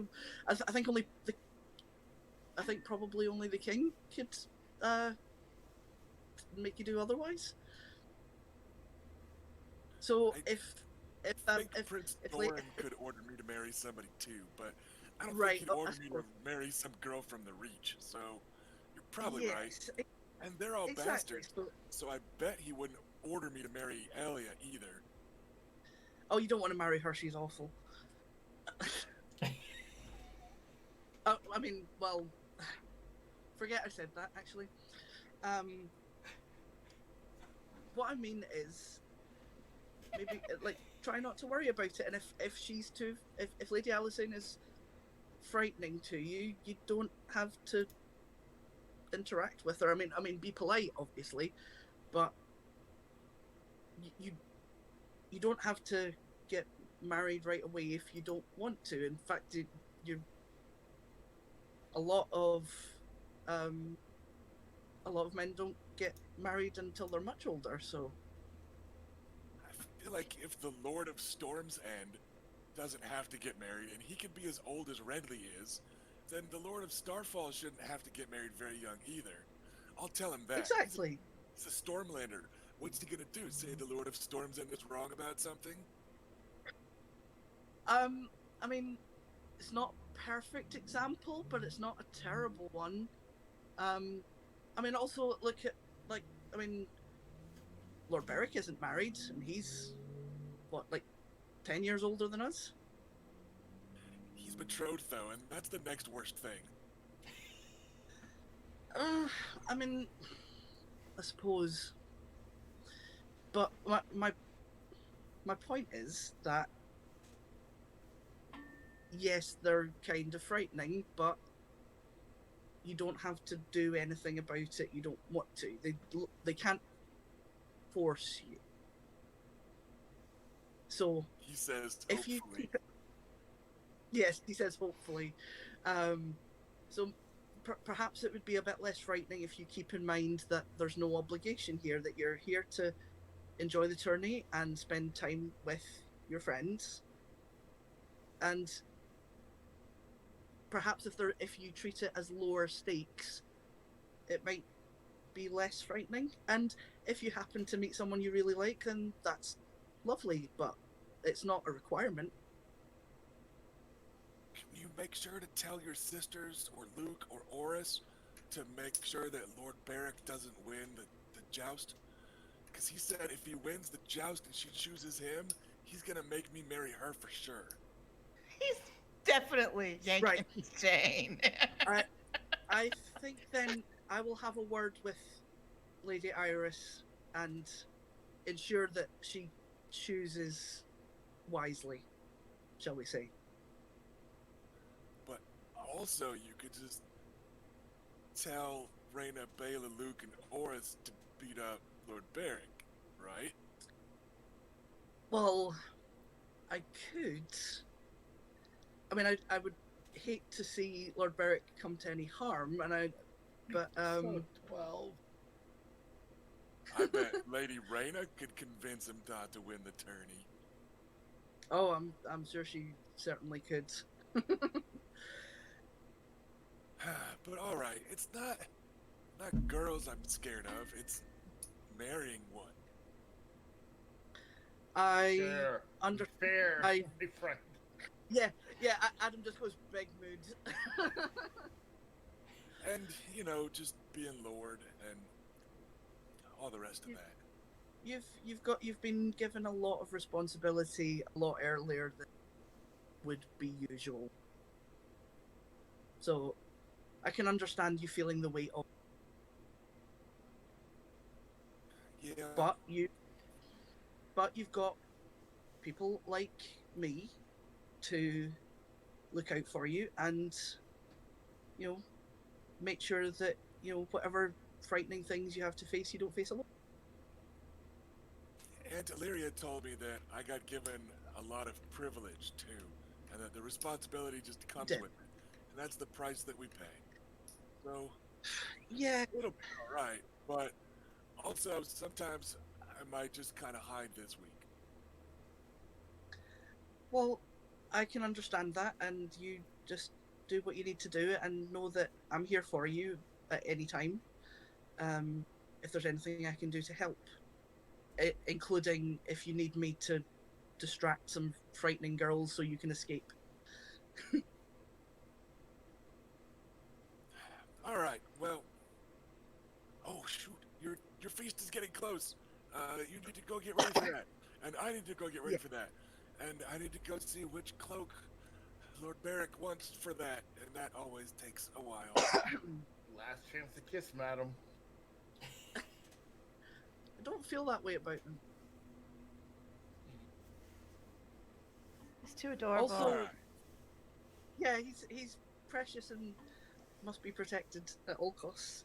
I get it. He's not the big old beefy guy. Yeah, I get it. Beefy guys is not like the only thing Adam's interested in, though he does clearly have a type. And it's himbos. Adam isn't sure that Edric Dane can kill 4 men with a knife. That's the biggest thing that Adam is. With the Orises and the Lincoln Brays, he's like, no, they've got to be terrifying. So that's Yeah, if if he's not frightened, then we're messing around. So, that's little roleplay with Ned. Who was up next for the Nameday Nymaryen in the pre-feast hanging out? Um, that was kind of the main thing, I think, really. Yeah, because otherwise it's just sort of making sure everything's going as it's supposed to and that everyone's happy, all that kind of thing. Oh yeah, little check in with Oris. You 'Cause don't find Oris at their pavilion tent, which now they've got some new banners. So like the little pennants on the pavilion are now alternating with the big bell and the black aurochs. So it's a shared, hedge knights do that sort of thing. But Oris isn't there, and neither is Wooly Will. But as you're making your way to your next errand, to like head into the keep and just see what's going on, you see Oris, and he isn't dressed for the feast yet. And instead, he's wearing his normal breeches and just like his jerkin vest, which is turned into like his work shirt, the like sweat stained leather that he wears when helping out with manual labor, and it's because he is manual laboring. And he's carrying some big honkin' chunk of like furniture that's all wrapped up in a tarp and like tied down. And he looks almost panicked when he sees you, and you see him carrying it. He's like, it's nothing. Don't worry about it. I'll get dressed in time. Gods, did you send yourself? Oris, what? Are you all right? You look really panicked. It's fine. Everything's fine. Just Wooly Will told me to make sure that I didn't embarrass us or embarrass House Nymaryen or make Addam cause a scene by not dressing well for the feast. So I promise I'm gonna go get cleaned up and I'm gonna change. They told me to carry this. That's fine. Carrying that's fine. But who said that? Who told you that? Wooly Will and Elia and Mary Crane and the other Right. and it feels like everybody. Oh, poor Oris. Right. Well, firstly, I'm sorry that you got badgered like that. You're not going to embarrass anyone. And look, I actually came down to look for you to tell you that I know that you were uncomfortable with the manner of dress you had at the last tourney, so not to worry about dressing up too much. I want you to be comfortable. You're not going to embarrass me. I mean, wear something clean, but you don't have to dress. You don't have to dress in a way that's not you, if you don't want to. Well, it's going to get food all over it anyway. So, be yourself. I was gonna wear the fancy getup you bought me in King's Landing. I thought you might like that, and they all thought you might like that. But if you don't like it, I guess I can try to find something else. No. I mean, I do. I mean, you do look very nice in that. It does suit you very well. I got a lot of clean clothes. That's all right. But what I meant was I would rather that you were comfortable and happy than being. I don't want you being uncomfortable and miserable at the feasts. That. Why would I want you to be uncomfortable and miserable? You did most of the time we was in King's Landing. Yes, and I had a think about that, and I came to the conclusion that it was a bit unfair of me to try and make you be someone you weren't. He looks like good-naturedly wary, like he's not, it's an ambush levels, but he's just not sure what's going on. Is this a joke? Are they about to pull a prank on me when I show up to a feast? Not dressed right? Like he's got this kind of mildly wary. It's not like a genuine, like, oh, they're gonna bully me type of. It's just kind of a, Not sure, but okay, we'll would- see. Would it help if once you were done carrying this thing, I came with you and helped you pick something? No, I'll be all right. I'll find Okay. something clean. Right. Just But all right. I gotta get this in. And they're probably gonna be mad at me for talking to you while I'm toting Well- things around instead of well- working hard enough. Well, tell them to be cross with me, then. All right, because I came here and accosted you, so it's my fault. All right. All right. Well, and like he's been standing holding this like huge. It's clearly some sort of piece of furniture, and it's not like in Westeros furniture can be particle board or whatever. Like it's Yeah. just some huge like oak thing from Reach Wood, and he's just like leaned back a little, and like holding it, walking. Yeah. Um, but Well- he goes, all right, I'll see you at dinner then. And Yes. and Bessa too. She told me to dress up too. I think maybe I still. Oh well. If Bessa said it, she might hit you with a rolling pin if you don't. But she'd have to catch you first, right? I guess I could keep a horse ready. Well, I'll see you later, and I think you're going to enjoy what we're getting ready. I picked some things specifically because I knew you. Well, see ya, and I'll come hungry then. Good. You should. Right, I'll see you later. You are so cute. I swear to God. I'll scurry off. I'm trying to make everybody adorable to make up for the arc of true history Westeros in the like Game of Thrones show unfolding. I'm like, no, I'm gonna show that they're cute people and they don't get raped and cannibalized and raped again. It can happen.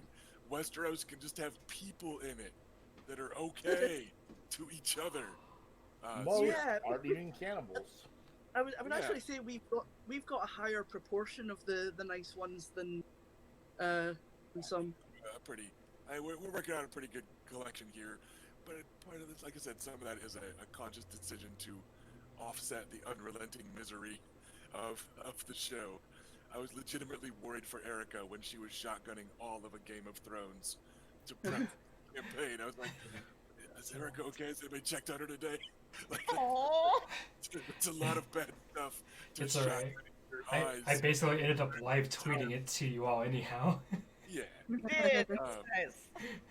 Yeah, so we're making a conscious effort here on a Sea of Spears to have some positivity and stuff.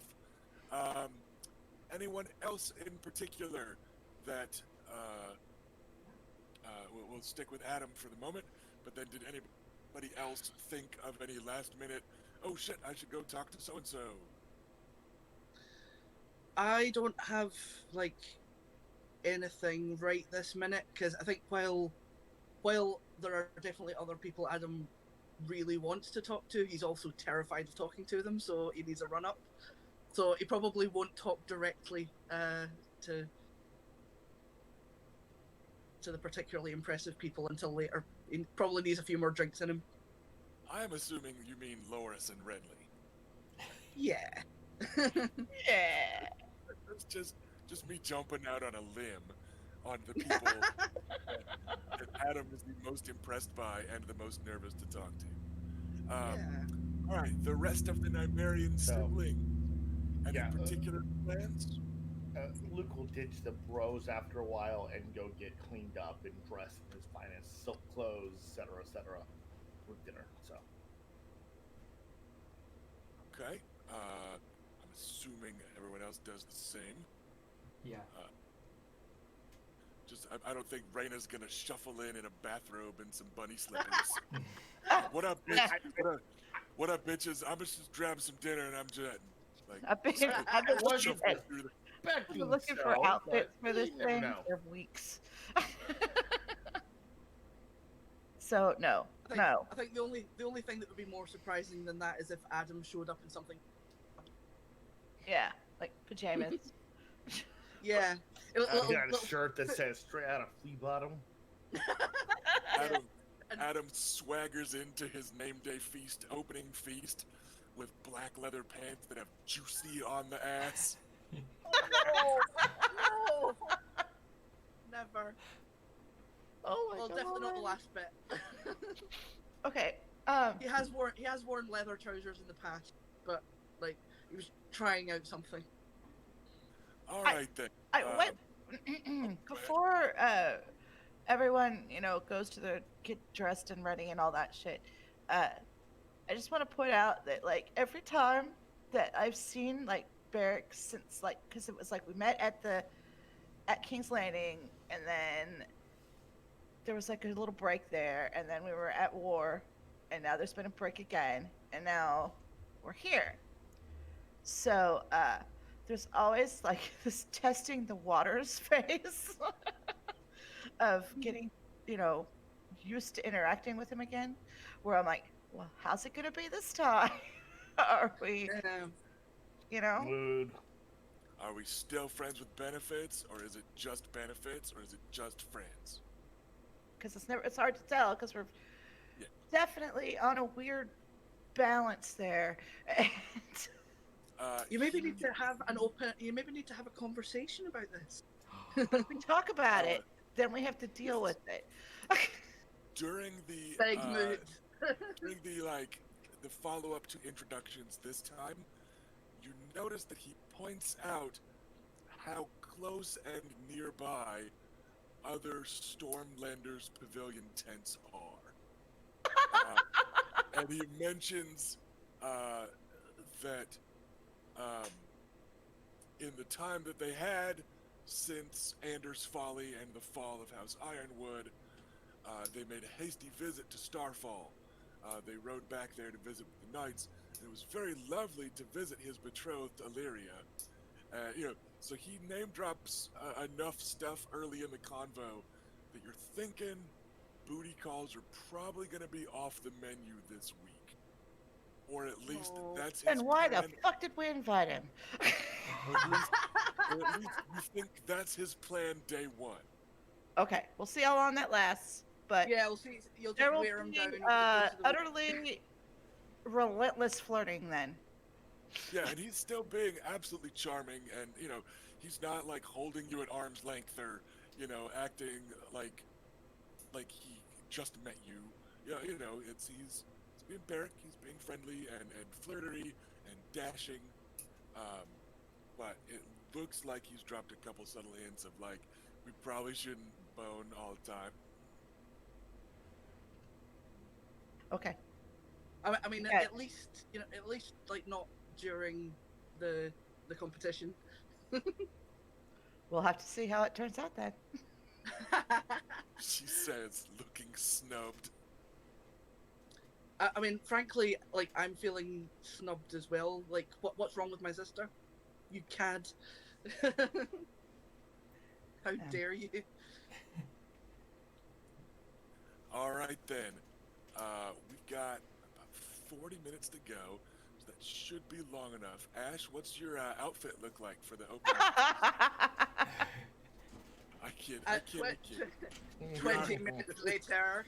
I do want to let Ash go last for this, though. I'm going to go through and just name drop a spot check of NPCs as they are arriving for the feast.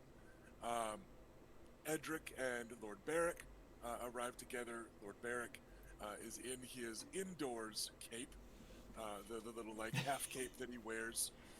He only goes through a handful of capes, but he's dressed to the nines.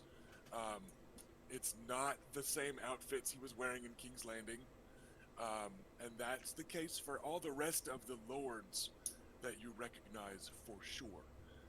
They've all got, multiple nobles garb type of things. They all look similar, house colors, yada yada. But you notice the cut of some of their stuff is different, and you realize that the cut of a lot of the knights and lords is very close to um, like what Loris is wearing and the other prominent knights and lords of the Reach. And you remember, at least Addam certainly remembers, oh, they're dressing like Reach folk instead of King's Landing folk, right? It's kind of the some of the competing courts of fashion. The Westerlanders aren't quite like either one, neither are the Vale Knights or the Riverlanders, but you notice that like the Reach Knights and Stormlanders are wearing a a different style of top or whatever that goes less like what you saw in King's Landing, and you realize, oh, okay, it's kind of a different fashion stuff going on. But yeah, Sir Loras Tyrell is stunning. His outfit is so decorated in like golden stuff that the gold is much more prominent than the green. Which, in fairness, he's got 3 roses to work in for every 1 rose of the default Tyrell, color scheme. So he's got a lot more of the golden rose and less of the green field. Um, Lord Renly is dashing and dapper as heck, um, looking absolutely effortlessly at home in his fine, let's see, like high-collared, courtly wear that from experience is uncomfortable unless you're into it, right? Um, but he looks as at home in this courtly garb as Oris does in full plate mail. And again, that striking comparison contrast hits you of when they move effortlessly. And with Renly, it's not that he's visibly uncomfortable in armor. Um, it's just that he's certainly more comfortable here. Um, and yeah, so the ladies of the Reach are all, it looks like a field of flowers because they're all in the appropriate colors and other decorations of the sigils of their home. But it's, flowers tend to kind of grow together in color, so you have kind of batches. Wow, that was Sorry. loud on somebody's bed. It's okay. I was just like, what was that? Um, you know how like when you're looking at a postcard of a field of flowers, you tend to have what looks like a paintbrush swipe of one color and then another and then another. So you've got, these big bunches of flowers together. That's what you're looking at with all these ladies of the Reach. Because you've definitely, of course, chief among them have the green and gold of House Tyrell, but then so many of them have married into Fossaway and Rowan and Redwine, and so you've got each of these ladies, and most of them has like a handmaiden or two, and then some little pages or whatever. So there's these swaths of color among the highborn ladies, um, many of whom are seated together with a husband or a brother, which reinforces the color scheme. And it's probably actually like pretty nice to at least some of you to see this much kind of color and not just the Nymaryen that normally fills the feast hall, because it's just you guys and like your men at arms and stuff. So it's all very nice. It's all very fancy. Lady Alisane is dressed up, which is to say, um, you know that she has on breeches underneath that dress, but she has on a dress. And she's not wearing her fur-lined boots. She's wearing fancier boots like a noble lord wears. They're still not like dainty women's silk slippers or anything, but they are like polished leather boots. Um, so like Addam's been working on her for a while, and you feel and you know that some of the others have as well. But she's wearing like a dress. It's not at all like the noble ladies, and it does have a little bit of a fur trim, like at the top of the collar. Um, but she's, dressing like a lady, looking pretty nice. Woolly Will looks like he's made a half-assed effort to clean himself up. You know he could look cleaner, knowing that he is Sir Willem Derry, but looks exactly like a hedge knight that's trying to look legit because he's the master of lists in a noble house. So like his hair is still long and not perfectly clean, but it's swept back and pulled into mostly a ponytail, so it's out of the way. And stuff like he's dragged a comb through his beard a few times, that sort of stuff.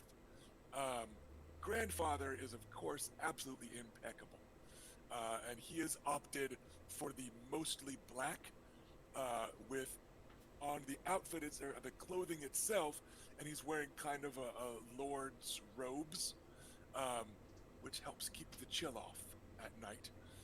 But it's like an all black outfit with like red piping, and then gold jewelry. So the only like splash of gold from the Nymaryen stuff is in the some chains and a couple big rings and stuff like that. But he is dressed to the nines. Um, who else stands out? Let me think. The sand snakes are not like appropriately dressed. They are wearing sand snakey and Dornish stuff. That's to be expected. They're doing exactly as expected.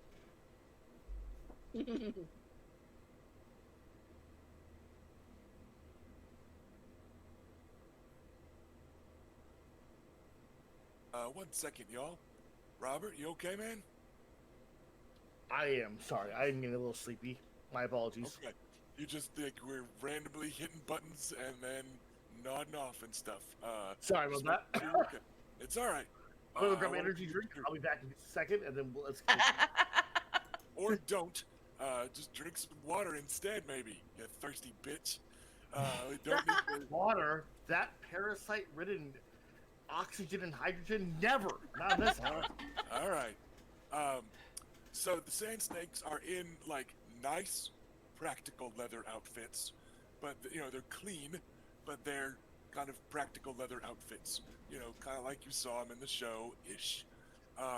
Maya Stone is also in a clean, like practical, rough or leather outfit. Again, she's also clearly bathed after arriving today, but isn't dressed up. And she's also lingering at like the edges of the feast hall because she's some bastard girl. Speaking of bastards, Oris is wearing the black and dark blue outfit that was purchased for him in King's Landing. Snazzy. With a slender chain around his neck with a bit of golden antler on it. That doesn't quite look like it goes with the outfit necessarily, but it looks like he has decided to dress up, and he's shooting the occasional, almost stereotypical bastard glare that kind of defaults to broody look that bastards have. He's sometimes looking at Stannis and Renly that way. Not enough that like he's gonna start a fight. He's not glaring and drinking and glaring again. He's not sharpening a knife, but he's just pretty pointedly noticing Stannis and Renly. Yikes. And that sort of thing. It's not alarming quite, but he's, shooting a couple of looks that way. But yeah, he's dressed up and he's got his little chain on, to dress up for, properly for Addam's party. Felicia, did you give that back to him? Huh. Oh, I didn't think I was ever going to see it again. Well, look what he wore. Yes, I'm surprised by that, but I'm pleased. So It I was feel worth like it, the look on your face.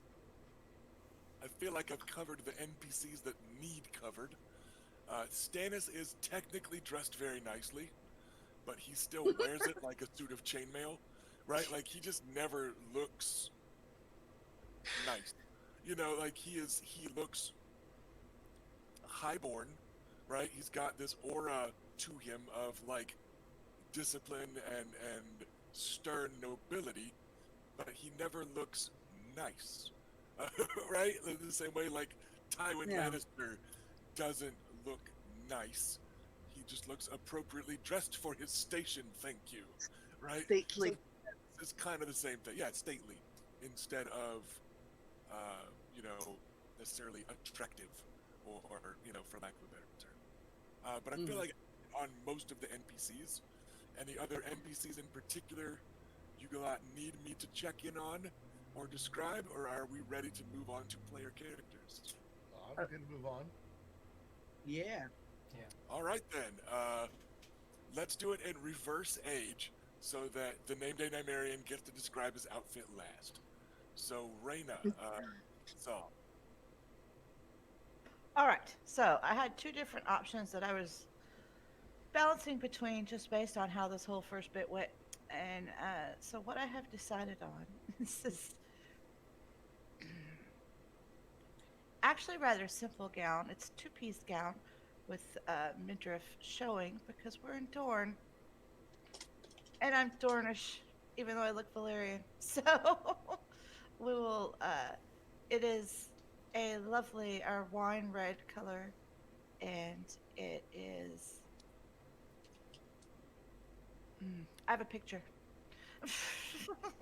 Okay. So Okay. so was the choice like dependent on Lord Beric's response to your Yes, flirtation? Ah. it was. And it was, I gotta figure out how to share this now. Sharing it in Discord, and I just don't know how to see how it. Oh heck. Wow. See, I'll that's be in very my nice. bunk.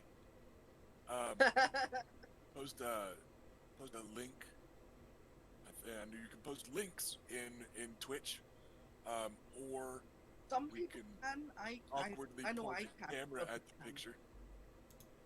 All right. Well, the dress is Yeah, hold very on. skimpy at the top, and the back is made entirely of straps. It is a lovely wine color, and it has lots of cleavage, which is It filled out does. nicely. So you're And- going to show him what he's missing? I'm assuming Yeah. she's wearing it backwards, so that just the back straps are in front. No, That's the Oh no! Oh, well, no. that would that have was been the choice. that was the daring way. If Barrick seemed down to fuck, that was the virgin move. Um, actually, she was probably going to go more modest. Had been.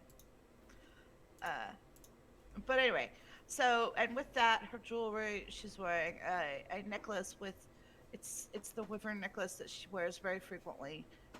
It has a little bit of the.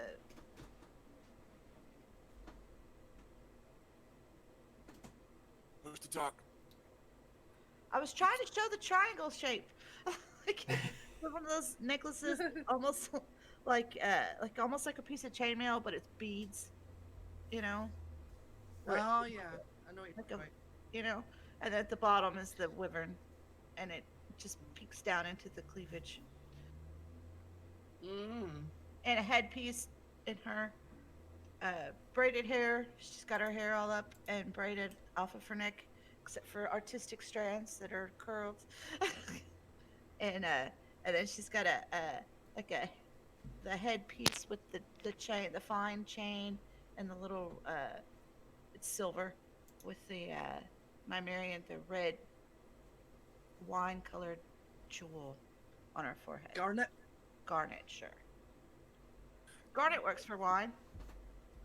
Yeah, like garnet's like a really dark red. All right then. So Raina's looking pretty fancy, looking pretty good, looking pretty Dornish. What about Bela? Well, I had some similar thoughts as it turns out to what Rena's wearing. It is a little different though. It is two pieces, but the two pieces, one being a corset and the bottom just being like a skirt that is not like a heavy skirt like medieval ages, but more lighter and flowy like in Dorn, and it's solid red with some intricate gold patterns sort of laid out on the corset, and she's wearing a necklace with a wyvern's claw, kind of like hanging down a bit right into the cleavage a bit. Nice. Right? Yes. And some earrings with rubies in them. House colors. Nice. Fancy. See? We do think alike sometimes. Yes. Twinsies. Oh, I mean, love that you came up with similar things. That's great. All right, Sir Lucaris, how are you looking? Luke character would be wearing deep red silks, kind of like a shirt, very open to show a lot of his chest off. He has no course he cleavage to show off, so this is what he has to do. He's just got the lovely pillowy man bosoms. Yeah, just I mean, I don't know, maybe a little extra defined because of all the riding and war he's been doing, but So ripped. yeah, so rugged. No, there's a sense of relaxation with him as he is not trying particularly hard since he lives here. And is attempting his luck with getting to live here forever. Yeah. Maybe. It depends on how some other marriage stuff goes, doesn't it? Doesn't it? All right then. That was Uh, frightening. Yeah, I don't know what you're talking about. That was weird, Rusty. Let's go, Mr. Nameday Nymaryen. What is Addam looking like, all dressed up? Oh, He's to Nameday tourney. Well, I mean, I'm breaking from the red theme, because I saved that for day 1, and day 7. So Addam has chosen a long sky blue silk tunic, with cloth of silver hems sashing around the waist, very similar in cut to what you see Prince Oberyn wear in the show. Has silver thread pattern embroidered into it that's reminiscent of rolling waves, and there's silver thread embroidery on the shoulder caps that's been built up to be kind of 3-dimensional seahorse, referencing House Valerian, his mother's house. It's got wide, long sleeves, but they're split open at the sides, so when his arms are down, they just look like normal sleeves, but when he brings his hands up, they kind of part, and he's got kind of bare arms. And he's got grey, loose linen breeches with black, knee-length lamb's leather boots, so they're leather, but they're very soft. And the deep V neckline made by the 2 folding halves of the tunic frames a fine silver lariat necklace, so it kind of comes to a point, but then there's a dangly bit after that. Down into his got, cleavage. kind of, yeah. But he's really twinkish, so it's not exactly cleavage. It's got a silver 7-pointed star on the end with a disc of moonstone at the center. 1 silver bangle on the right wrist set with 7 small round moonstones, and 3 plain silver bangles of varying thicknesses on the left wrist for kind of a bit of asymmetry, and 1 silver ring on the index finger of his left hand that features a delicate sort of spiral design that kind of matches the wave pattern on the tunic. So he's gone with a kind of sea theme, and referencing his mother's house. That's sweet. So, in case anybody forgot, your house recently came into absurd wealth. which is why Yeah. the instructions are literally, just make up whatever outfit. You can, sure, just whatever is fine. So, our fancy lad finally has the budget he has always deserved. to be an even fancier lad. Yeah, So he was already pretty fancy. yeah, but now he can be extravagantly fancy. Yeah, he's living the dream. He will be the fanciest lad. Well, um, I Yeah. think Well, it's my that- party, so I think we might actually cut a few minutes early, partially because I want Robert to drink some water and get some sleep, but also because I don't want to start our way through the menu that Ash worked up and then like cut out. Because, as That's a fair. reminder for viewers, Ash worked up this menu. He posted it for us to look at if we wanted to, and I told him not to because I wanted to be surprised. The same way that I got to torture Ash with the menus I worked up and stuff. I'm like, no, I want to wait. I feel like players deserve a little get back. But I don't want to like interrupt mid-meal type of stuff. I did look, but only with one eye. So I'll be I happy. didn't look. I really wanted to though. I mean, I was mainly sharing it basically just so that if someone wanted to check that I hadn't put in anything that was like wildly inappropriate, it could get flagged up. That was all it was really. And I've not been as inappropriate as I thought I was going to be. There's only a couple of things from the 17th century in there. It's fine. Yeah, everything's fun. Everything's fun. Yeah, cheese. Turns out cheese graters were invented way sooner than I. So, I think we're just going to cut a couple minutes early. We've had several episodes where we've gone a couple minutes late, but in the interest of just pacing, I think we're gonna cut an episode a few minutes short. So, if you want to, fans, feel free to shoot us a question in chat if you want to, and also, it's like the Nameday Nymaryen just got himself a destiny point. Yeah. Yeah. Okay. Thanks, Badnook. And some extra, so nice. Now come out of nowhere.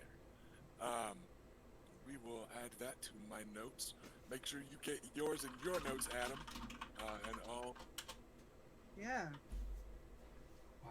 So, while we've got a few minutes then of kind of idle roleplay instead, any questions or anything while in chat? I know you guys recently just had a big chance to ask questions of, the other players when Felicia and I were busy moving, so we had a kind of an off session. But anything jumping into mind for the rest of you, gentle viewers? We can just hang out for a few minutes if there's any pressing need, any burning questions, any idle curiosity. Who's the mystery knight? Yeah, who question. is that? Hey, you said any questions to answer them, but I specifically said viewers, not players. oh, I see. Okay, Fine. chat. Someone ask him who the mystery knight is. There's the question. Guitar has a question. Somebody long in is- chat knows because somebody in chat declared the mystery night with a different moon. Oh, interesting. So Yeah, Oh, we had a wow. little back Here's your and question. forth. Yep, I know. All Somebody right, I all can right, all right. punish, I wonder. how long did it All take you to prepare that entire guest list you went through, Rusty? This guest list alone, basically, was my Sea of Spears project for the last several weeks. Because it's really the only part I had to do myself. As will be increasingly clear as the tourney progresses, the players handled this tourney, or rather will be handling. So they decided on the events and worked up the rules for the events. They're going to be describing the rules to the events as the time comes, and all that. So a lot of that was off my shoulders, but I did have the guest list. So I asked the players, aside from a general invitation to everyone who is expected to be invited, who in particular do you want to invite? so I could make sure that they would either be here or I would have an answer from them, like Sir Garland. I wasn't going to have multiple Tyrell boys in one place. People just can't handle that. But like, I wanted to have some stuff like that kind of ready, and I wanted to work up, like I said, the guest lists for here and at the other tourney. This is me rattling off a ton of NPCs and seeing who the players like and who viewers like, so I can see who to keep including, which is partially how we're curating the cool list of like good people that we are, because that tends to be what people want to see more of, But I'm like, yeah, let's toss some of those in. So that's why Maya Stone's here, just because everybody liked her, so let's have her back. Um, and the Baratheons are here because of you guys, viewers. You know who you were, and stuff like that. So some of them I had to add in, and make fit, but they fit just fine. But then others are all right. Who was the known tourney knight? And if they're a known tourney knight, why wouldn't they be here? So I went through and made a bunch of just looking for anybody that was reputable in tourneys. And then I also went through looking for second and third sons, because they would be the most likely to be able to travel for a tourney, and the most likely to still be needing a bride, and the most likely that would want Iris Dannett as a bride in order to potentially move to Dannett Lands instead of moving her up there because of marrying into Dorne. So that was part of my kind of filtering, was finding how many eligible bachelors I could find canonically that are also knights, that are also known to be tourney knights. Right? So going through, just kind of running through these filters that I made up for myself. And then after I finished the list, I had to go back through it and go back through the whole list and look everybody up again to double check who was married and who wasn't. So I was kind of kicking myself for that. After I got it all done, I had to go back through and go back over the whole list. So, yeah, working through a lot of that stuff. I really appreciate all the work that you did. And it's fun to me while also being work. So I appreciate the appreciation, but it's also part of what's tickling my fancy, as the historian in me and the professional geek. I'm enjoying finding the characters I need as characters that exist. If I need a certain flavor of knight, I bet I can find one, right? And that's kind of fun to me. So, yeah, it's an interesting thing of also, okay, like, what's an excuse for Miranda Royce to come? It's not going to be like just her, of course, and it shouldn't be just her and her brother even. Like, all right, let's find a few more Vale Knights that want to come hang out, and why? And look, it's some from Sansa's chapters in book 6, where some of the knights are flirting with Elaine Stone. Okay, there we go. That's knights that we know will flirt with a young unwed lady. There we go. Let's fucking find some, So I'm enjoying kind of tackling Westeros to find them, and it's been neat. And some of them on this guest list aren't looking for a spouse in Iris Dannett. They are here for potential romantic entanglements with other folk than Iris Dannett. So some of the guest list has been seated very pointedly for those reasons as well. So yeah, for like a year, I've been sitting on my 3 picks for marriage as the likeliest ones for each PC, because everybody knows they gotta get married, but I want the players to have some say in it, so it's not all forced marriage, which is awkward and uncomfortable. But I've been sitting on these 3 picks all ever, and you're starting to see more of them, which has been fun for me to slowly reveal. So yeah, that's coming up. So yeah, the guest list took a lot of work, but I think it's fun to do, so it took time, but it felt like fun instead of work. Since it came up on the Twitch thing, and since I'm here with this account instead, I will just describe some of the basics of it. The Shadowcasters Network has been moving away from Twitch for a while. You may have noticed that like the schedule is not exactly up to date, right? But we have been sticking with Twitch because it's what we know and like. Um, so we've been talking with them about moving off the network, um, and we're figuring out what we need to do to get our ducks in a row for that. Part of what I'm doing to try and get a duck in a row is this secondary Twitch account I've got, this one that's Play the Game with a 1 for the L. But I'm going to start streaming some stuff on my own also, as well as potentially hosting a Sea of Spears is the plan. So we're reaching out to get some artwork done and some of the cool iconography and stuff for streaming. I'm probably going to be doing some Overwatch also, because you need X amount of shows per month that our bi-weekly game doesn't get. So I'm going to be streaming some Overwatch, having some fun with that. I'm probably going to do like a stream once a month that is also for my Patreon backers. So remember to follow me on Patreon someday. But you know, stuff like that I'm going to try and do as kind of a general channel that works for play the Game of Thrones, play the RPG of A Song of Ice and Fire, play the game of Overwatch, and you know, just general geekery. So we'll let you guys know for sure as that gets closer, and we'll be spamming our social media with the new links when the new links become necessary, and all that stuff. But it's not at all a falling out with the Shadowcasters Network type of situation. It's just that like they're not using Twitch much, so we're kind of getting left behind as their holdout on Twitch.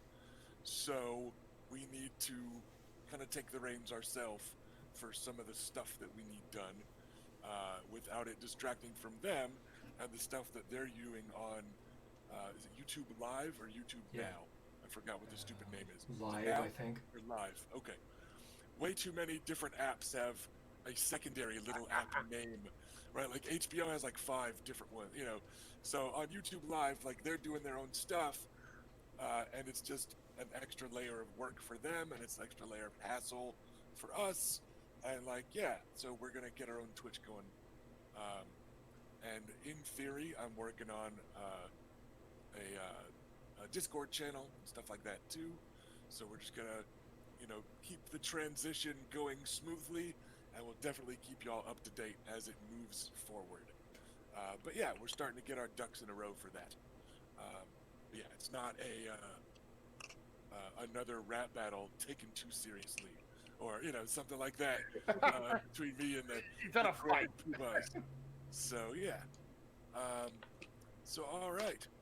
I feel like we're at a pretty comfortable stopping spot to go eat some real life food, get the blood sugar up for those of you that are sleepy, and sate your hungers for those of you that are famished from having read Ash's menu and having not gotten to eat any of it. So we will be back in a couple weeks, viewers. We look forward to you guys hanging out with us during this Nymaryen Nameday special. So hopefully you're enjoying this list of NPCs, and you look forward to seeing more of some of them, at least, in coming weeks. So we'll see everybody back here in a couple of weeks. Thanks for hanging out with us, and we'll be back to continue playing the Game of Thrones shortly. Bye. Bye. Bye, everybody.